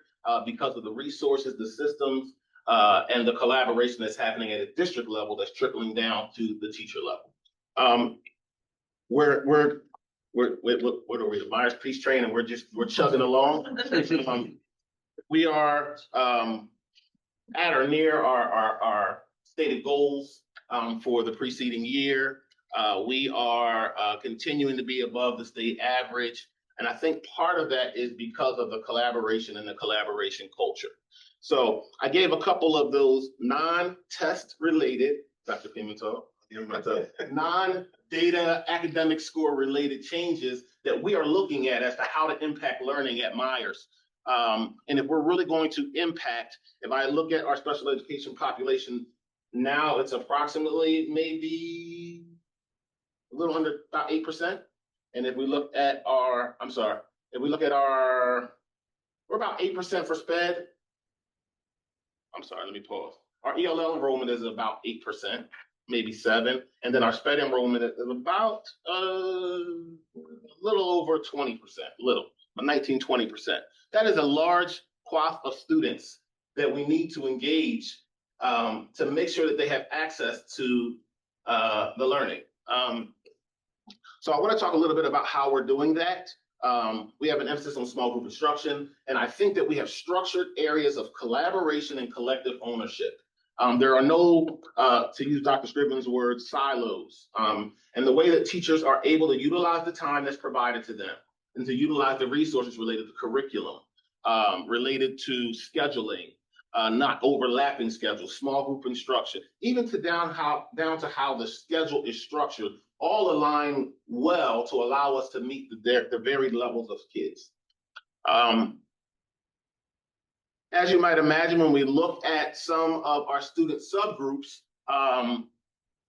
we're tasked with finding ways to expose all students to grade level standards. And I think one of the major shifts as it relates to inclusion and servicing all subgroups of students is what Dr. Robinson referenced in relation to giving students access to the standard. We never use rigor in real life, like, oh, that was a rigorous ride. We think challenge or those kinds of things. And we know that challenge and rigor are relative to whoever is engaging. Some of you might be runners. I'm not. That will be rigorous to me. Some of you might be dancers. That will be rigorous for me or challenging. But when we use assessment data and screeners in order to determine the needs of the individual children, but then we align resources and time and scheduling, such as what's outlined in our regular schedule with our tiered interventions for tier 2 reading and tier 1, and we use a robust MTSS process. It allows us to dig down past the obvious data and to come up with resources and programming that meets the needs of all learners, whether it be social emotional, behavior, or academic, whether it be their language needs, whether it be the needs embedded in their IEP, and even the alignment of all of those pieces to the standard is one of the major shifts that we are making at Myers. And I'll give an example. If a student is performing below grade level, one school of thought is to look at the skills that they're missing and to work in a remediatory fashion until they can get those prerequisite skills. But if you expose students to the standard, and then you look at the skills that are embedded in those standards, and you expose them, and then you do your remediation and your enrichment and your extension based upon the skills that are embedded there, you lose the opportunity to say that the work is too hard for the child. Because through exposure and teaching to the standard, and then utilizing the skills that are embedded there as your roadmap to meet those remediatory skills, you are then progressing and exposing students and closing the gap from both sides. Not just remediation. The top is moving as well. We need to make sure we expose and remediate at the same time. That's a skill and something that we're very intentional about as it relates to our ELL population, and as it relates to students that receive special education supports. We are fortunate enough to have the additional resource of a full-time ELL teacher who is doing a great job. Good job, Ms. McCann. But I think even within our subgroups, the level of attention, we talk about building relationship and rapport and getting to know our students beyond the numbers that are on the page.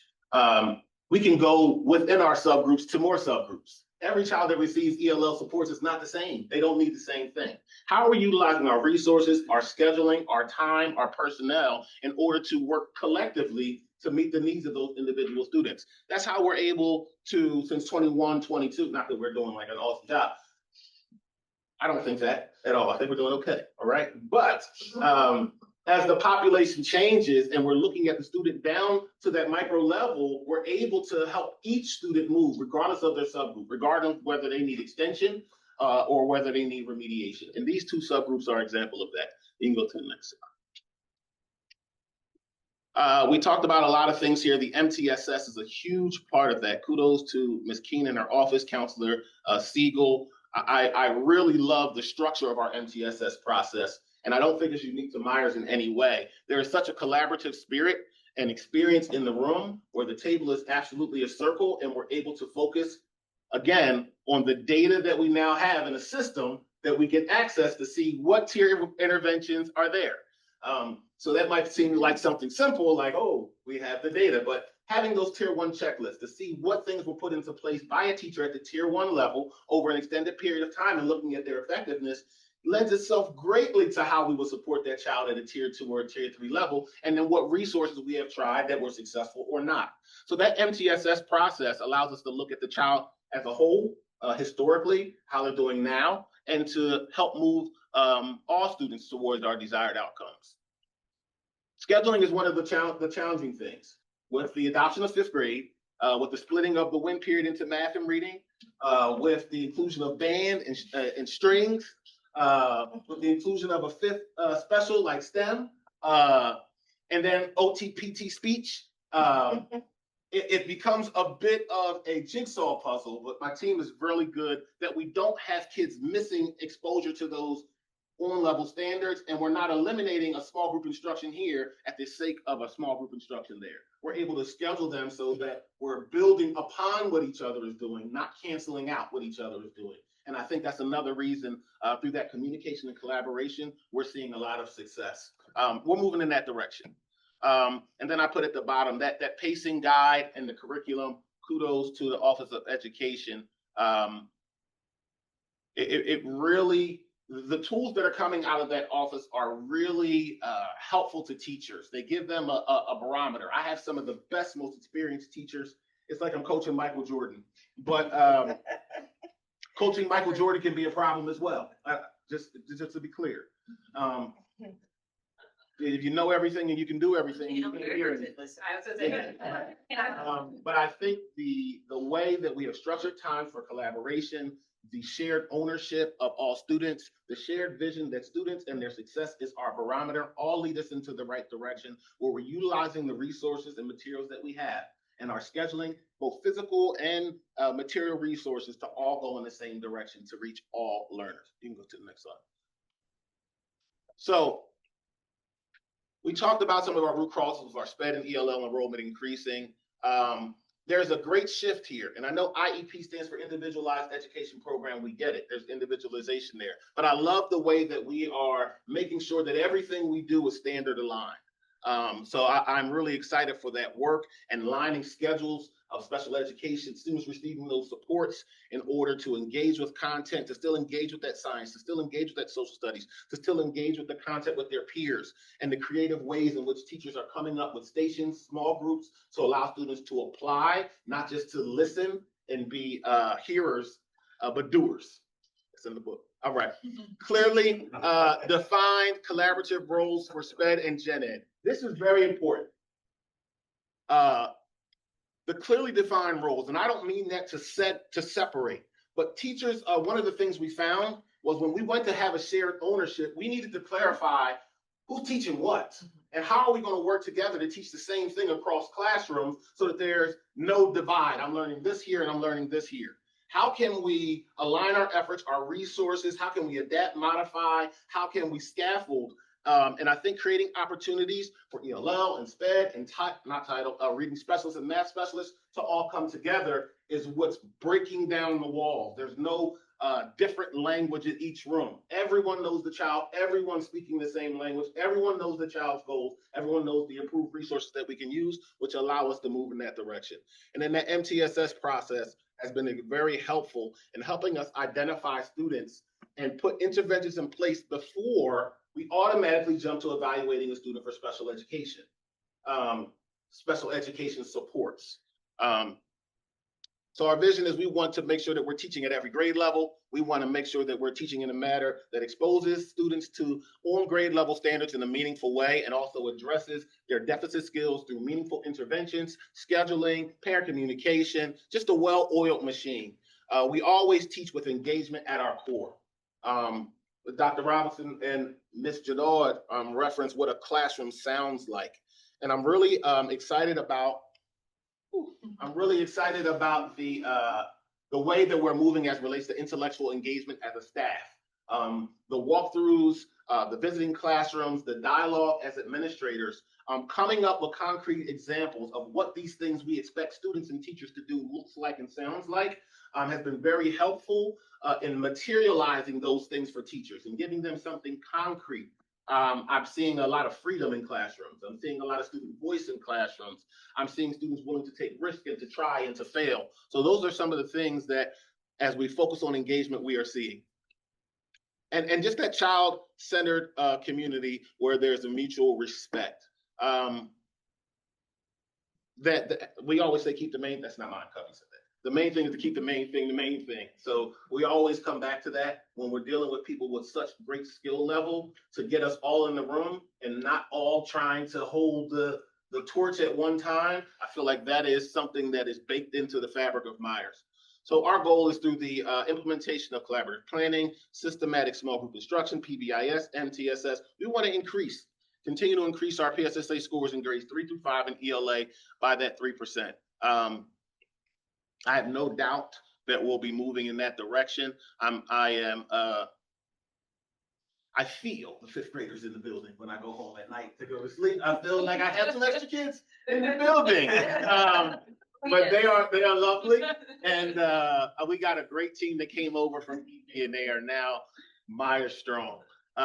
We're going to just look at their performance on common assessments. We know we have our Fast Bridge screener, progress monitoring for IEP goals, growth related to, I know Metcalf is somewhere listening saying, finally.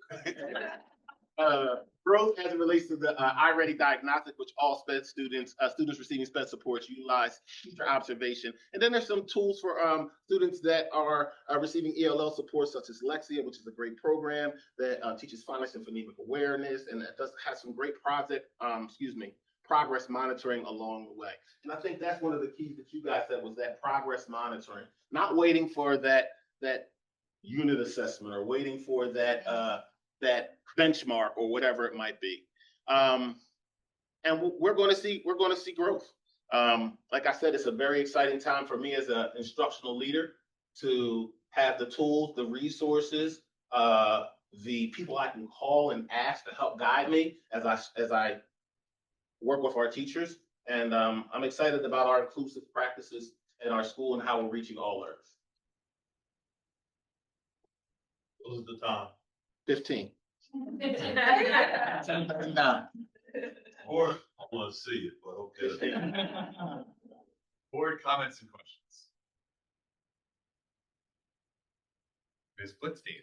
Okay, as a proud Myers parent of a fifth grader, yes, I have to say I felt very lucky that my fifth grader got to stay at Myers an extra year because I just love Myers. So anyway, that aside, it's just some things that really struck me that you said that I really like to hear is prioritizing time for people to communicate with each other, for teachers to communicate so that people are building upon what others are doing and not canceling out. So also the fact that you're really purposeful about making sure that kids are not missing the on-level instruction and not being pulled out for remediation.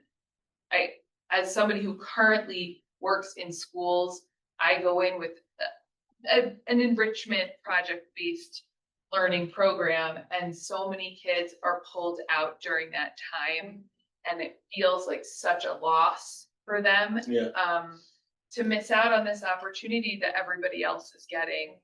And it hurts me, honestly. So I know that it must be such a jigsaw puzzle to try to fit so many pieces in and to meet the needs of all learners. But it helps me to know that that's on your radar and that you're working really hard to make sure that we're really being inclusive. And we can't expect kids to meet standards that they're not exposed to. So thank you for that. Other comments and questions? I see the red bubble has increased. Let's check that.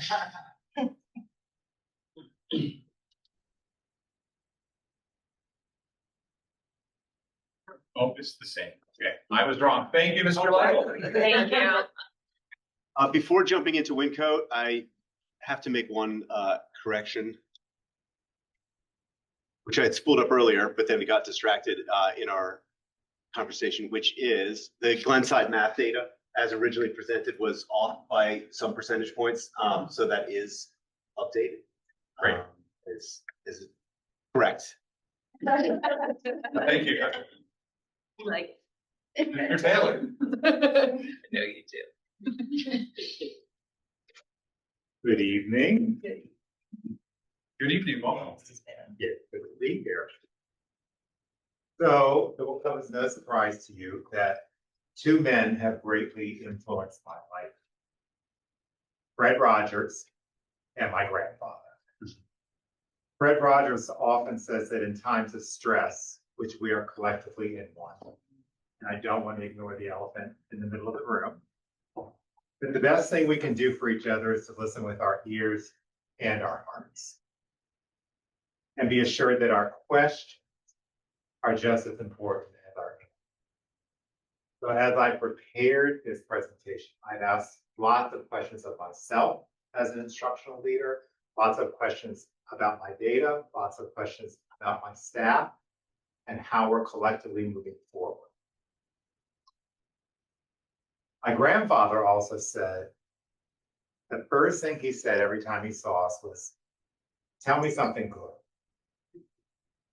And so I want to begin with the good news of it, that there is a lot of good news and that at Wincoat we are a collective. There's not one teacher who will say, that's my success.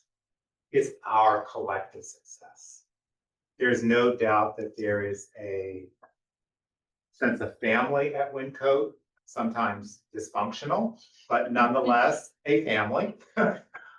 And I take great pride in the culture and climate that we have at Wincoat that fosters that collective spirit.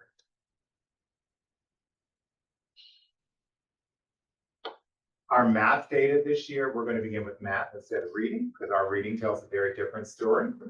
But our math data this year was good. Is there room for growth?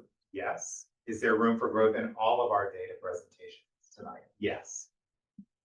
The reality is that last year, the target focus for my CSI was around math. So it's no surprise that given the double down efforts that we put on our mathematics instruction, that we saw some nice gains. The question for me then becomes, what can be replicated from what we did in math, and can it be transferred to reading? Some of the things that we did were around fact fluency. Our math specialist says, without a solid understanding of facts, the higher level thinking just becomes increasingly difficult, and children have a tendency to shut down on math if they don't have the facts. So we established that last year in a very strong way. And I think this year, with the addition of trapezium in our kindergarten classes, we're really seeing an emphasis on number sense and having a strong sense of number identity before we move on to any of the operations. We are constantly building a much more data literate culture with our staff at Wincoat. It is a very heavy lift.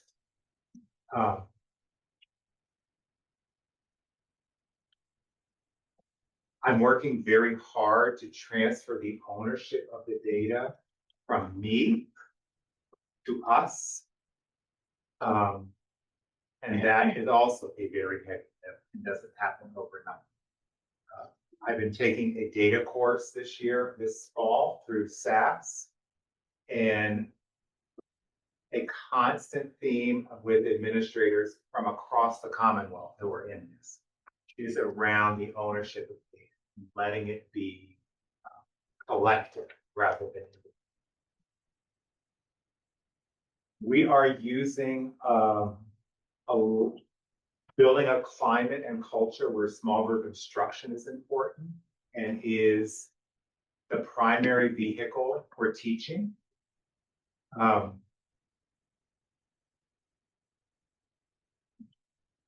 That's exciting and it's challenging. Some of our colleagues are afraid of small groups at some level. What am I supposed to be doing with the other 15 students? Well, I have 6 at my work table. I don't know what to do. So we are modeling for each other what good small group instruction practices look like in math and reading. We have faculty spotlights at faculty meetings where teachers get to stand up and present 5 minutes max on something that I've asked them to present on, that I have observed around intellectual engagement in walkthroughs and formal observations. And they're much more likely to admit or acknowledge, it's a better word, that if my colleague is doing it, I bet you I can do it. I bet you I can do it better. So there is that sort of healthy competition. One of the exciting and challenging things that we're doing at Wincote in reading and math is building systems and structures, particularly around MTSS. That has been a significant gap for us.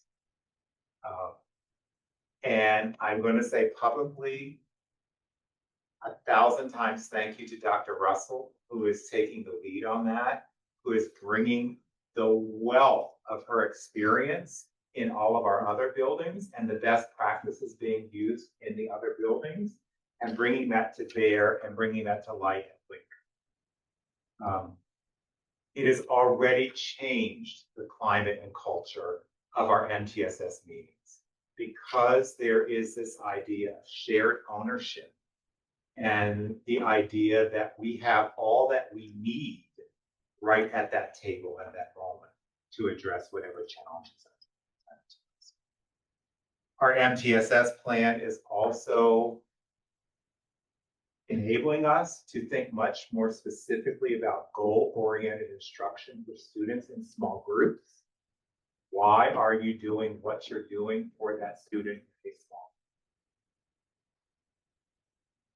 group? And with small groups, we have it now codified in our schedule.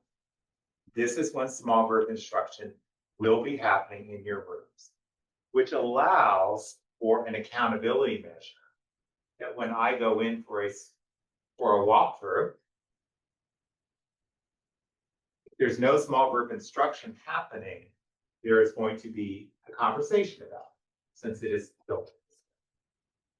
So our our math is a direct result of those things. We are continuing on that path. We're continuing with tighter adherence to the curriculum blueprint that is published.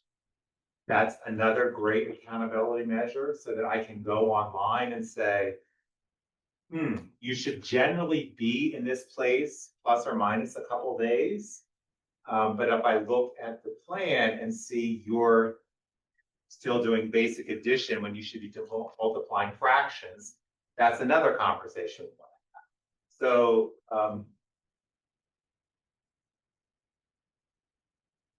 there are many opportunities for growth, and we're trying to pick strategically about which ones we can really begin to tackle this year. So that's math. Some of that bleeds over into our reading scores as well. We did have a small dip. When I looked at the student perception data, 40.6% of students said that their work was not too easy. and not too hard, which by implication says, made me wonder about the 60%. Is the work too easy or is the work too hard?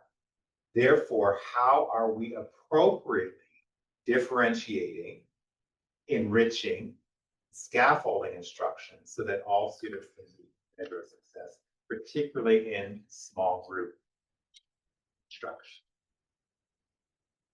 This next perception data point is disturbing to me, that 31% of our respondents said that I see kids like me in books, pictures, and lessons at school. I truly believe representation matters. Which led me to sort of look at our school processes around wondering about our Wonders primary reading resource that we're currently using.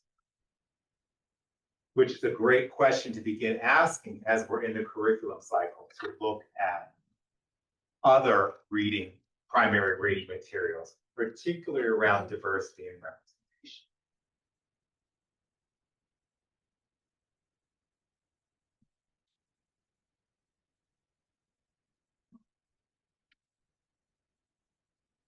I don't think there's much more to say that doesn't also align with our reading.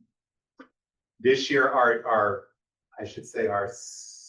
SPM, student performance measures that teachers are doing, while we do not direct this specific goal, I have asked them to make a goal based on the FastBridge data in the Springer around literacy this year. See if we can get some of those additional gains that we got last year. So that's the academic piece of the WinCo puzzle.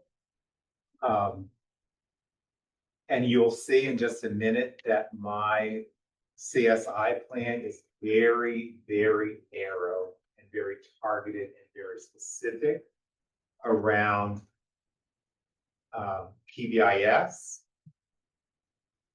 and around tier 2. That has been another significant gap that we have an opportunity to fill this year. So our current third grade cohort of 4, since kindergarten, so we look at historical data trends, have raised the alarm for us as a staff around what are we doing for them. So when I look back at our when they were in first grade, they had combination of major and minor referrals that represented almost 32% of the entire school. That's a chunk. I can tell you, it's 219 referrals. That is a chunk of referrals. Last year, we made a gain. We had only 161 referrals. So that shows that at some level, our tier 1 interventions in PBIS are working. But they're not getting everyone. This year, we've had 10.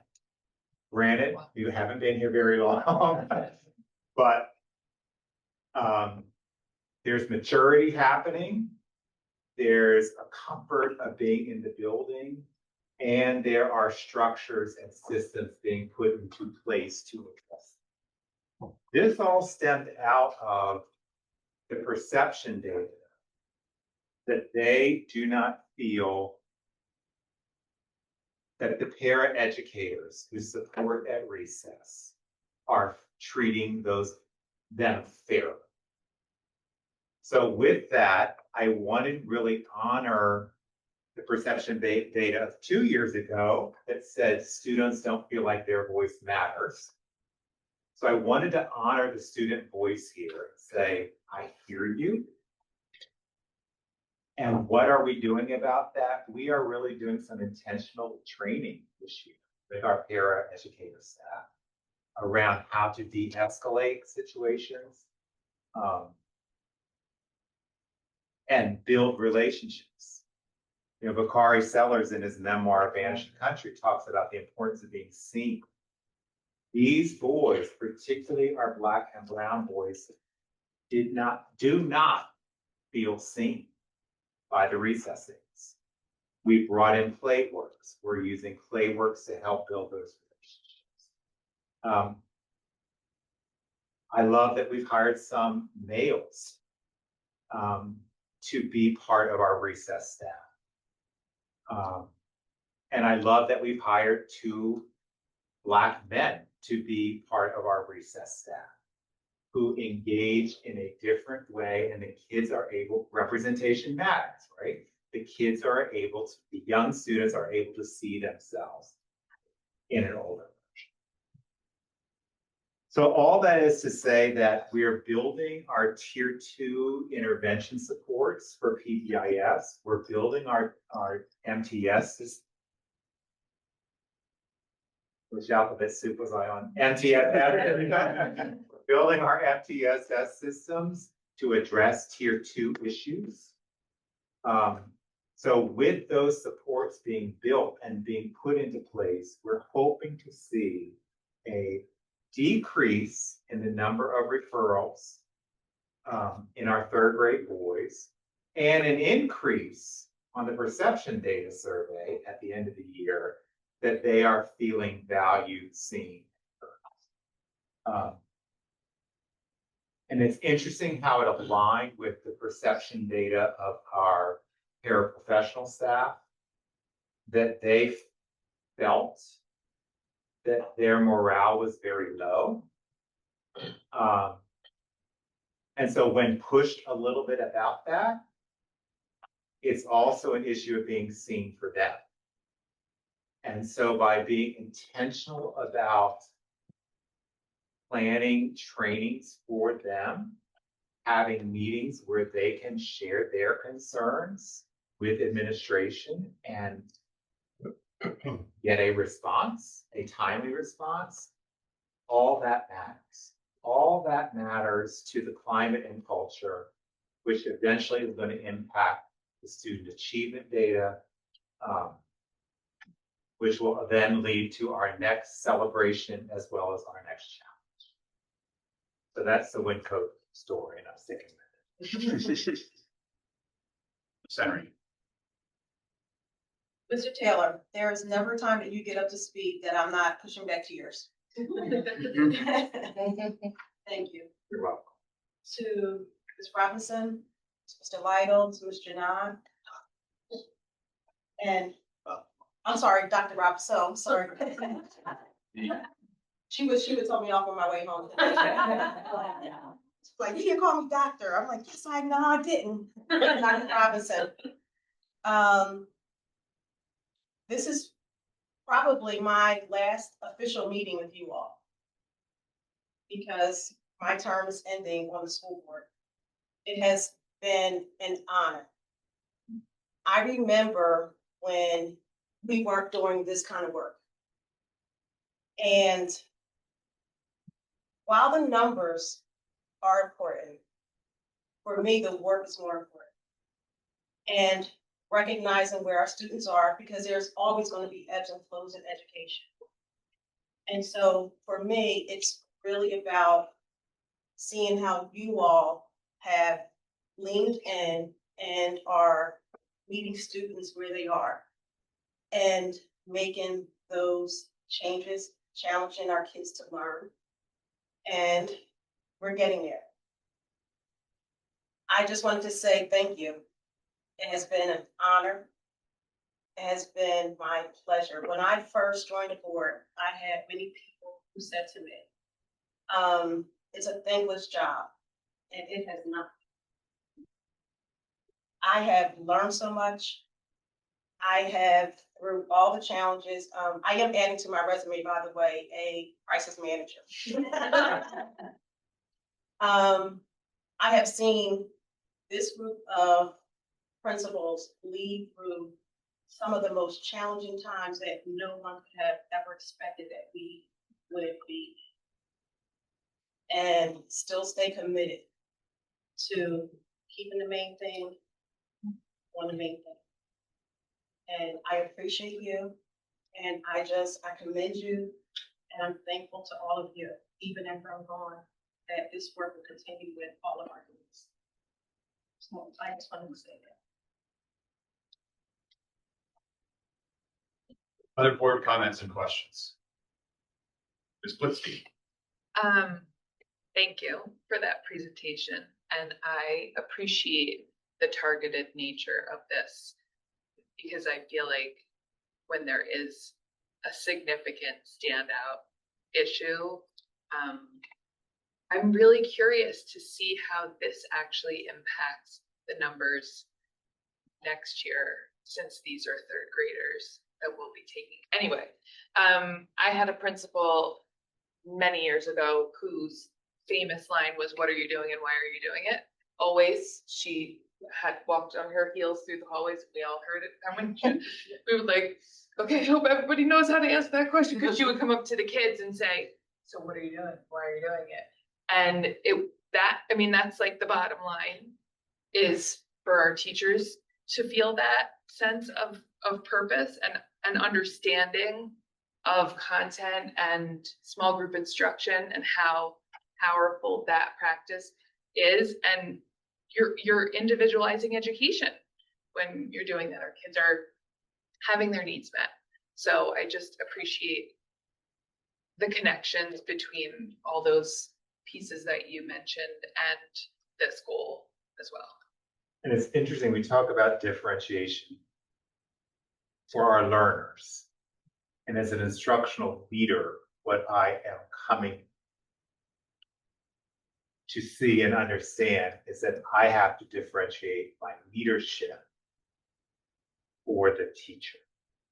So a teacher who says to me, "I have no idea what I'm doing in small groups. Can you come watch?" Sure. Start small. That's the ask. Start small, but start. And we'll build from there. I'm not expecting 5 magical centers overnight, but next week would be great. And it's differentiating. It's differentiating. And one of the great things is these instructional rounds that we're doing and going into various classrooms and seeing that it's happening in other buildings and in other places, and able to hopefully transfer some of that back to our home buildings. It's very exciting. Because again, all we have and all we need is right here in this room. And I truly. Oh, sorry. Thank you, Mr. Taylor. Sure.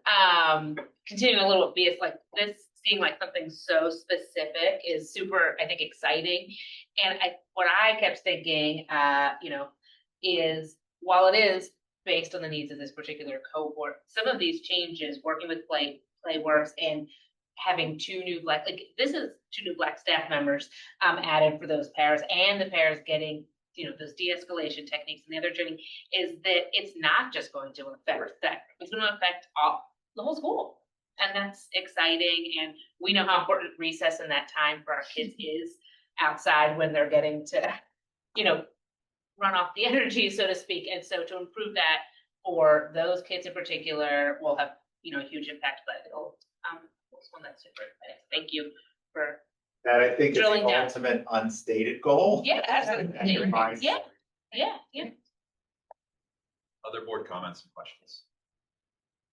Mr. Cordell Williams. Yep, so no questions, that I can review here. I might send some out, just follow up, but, I definitely wanted to focus on something that was said very early in the presentation related to what is happening at the district level, curriculum development tools, enabling leaders to do and implement what we're seeing here. To Pam's point, right, in my time on the board, I've watched this transition happen, right? Watched it happen with the leaders in the room right now. And I've watched it happen, all of them. And so starting to see these things start to build themselves into our plans is also one of the things that, I'm continually inspired by in that regard. starting and focusing our root cause analysis on multiple measures of that is absolutely something that I know for a fact. I say it over and over and over again. Board members have heard me say things like, I don't care about the sports. I do care. But I care about the multiple measures of success a lot more, because ultimately that's what the kids are going to bring. They're not going to be like, I was the #1 all-time PSSA. Third grade. These things they'll forget that stuff, but they'll remember all the things that we're talking about here. And just to round out my comment, I wrote down a couple notes to reflect on that. What I saw from the leaders in this room tonight are the passionate group of community-focused individuals. They believe in altruism, in the way that they work, in the way that they manage their teams and the expectations, and they have a growth mindset, right? These are all of the things that you want a child to walk away with, right? So we're actually, and this is me and my public health mind, by doing these things as adults, whether you're showing it in a specific way or not, you are building that into the experience. And the hope is that the teachers will do that and build it into their students, so that as they progress through the district, that ultimately they have the same thing. They have these same tools. They are passionate. They have the growth mindset, and they're focused. The last thing I wanted to reflect on in all of those words is we started this presentation talking about the mission. We literally just heard that mission. Like every word and everything that we talked about today came out of the mission. So the questions around, some of the strategies, et cetera, the vaccine manufacturer, I'm not the person to dive in there, but I know a lot of our will. But I'll just share, just generally speaking, very impressed by what I'm seeing with this group and the development over time, including our district admin staff, and happy that we are in this particular place based on, where we started on this journey. I think curriculum audit was in 2017. We are now, right? So just wanted to frame some of my thoughts and around what I saw here, and just reflect on that with everyone. So thank you all for the presentations. Thank you, Mr. Verdell. I see our number has gone up, so I want to address that. We're at 15. We were at 13 before. I'm counting.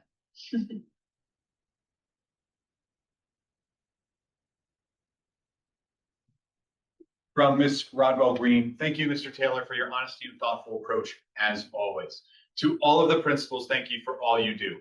You have a very difficult job, and one that is not a 9 to 5, but 24/7. Again, thank you all for all you do. It is not unnoticed. And then from Ms. Hesbacher, my question is about the recent federal Department of Education special education budget and staffing cuts and the impact to our district's special education services and supports. How will the federal budget and staff cuts impact our district budget for special education? How will the state funding we currently receive be impacted? How will our district manage the loss of funds to ensure special education services and supports continue without disruption? I will say this is relevant to educational affairs, but not to our current agenda topic items. And so we'll draft a response. Yes, Ms. Hesbacher, Dr. Scriven will get back to you. The team will get back to you. Mr. Schultz. I'll just add that also has a pretty strong financial affairs. Absolutely. They want to address that. Dr. Pimentel, anything to wrap? I have one more comment. Okay. So I do just want to. So you comment, you good? All right. Okay. Just want to point out that in all of these presentations, I heard school-specific goals and advice based on the context and demographics of your individual students and the contents of your test scores, those types of things. But I also heard a lot of common themes across all 4 schools, which included a focus on teachers using ongoing formative data to make decisions, and also the regular check-in and use of summative evaluations for teachers to make regular, intentional, targeted check-ins and supports for students. I heard intentional de-siloing and cooperative engagement from teachers, which is something I heard across all the groups, and empowerment of teacher leaders to share information, both as instructional leaders, but also as content areas leaders and peers working towards common grade level approaches to the work. I also heard that you're all working to build student autonomy and self-efficacy to engage in intellectually rigorous learning at the student's individual level of intellectual rigor. I heard a greater focus on modeling and implementing tier 2 small group instruction across all of those settings to provide more targeted opportunities for our students who need those additional supports. And across all areas important to us is alignment to the strategic plan. We are always thinking about how the work we do in our district aligns to that, including teaching and learning, social, emotional, and mental health, diversity, equity, inclusion, and belonging, and a climate and culture for student success. And above all, I heard you demonstrate clear pedagogical and leadership expertise. I felt care for our students, staff, and teachers across all of their statements, and I see a dedication to our work, especially on a long Tuesday. With that, I will entertain a motion to adjourn. Second. All in favor? Aye. Meeting is adjourned.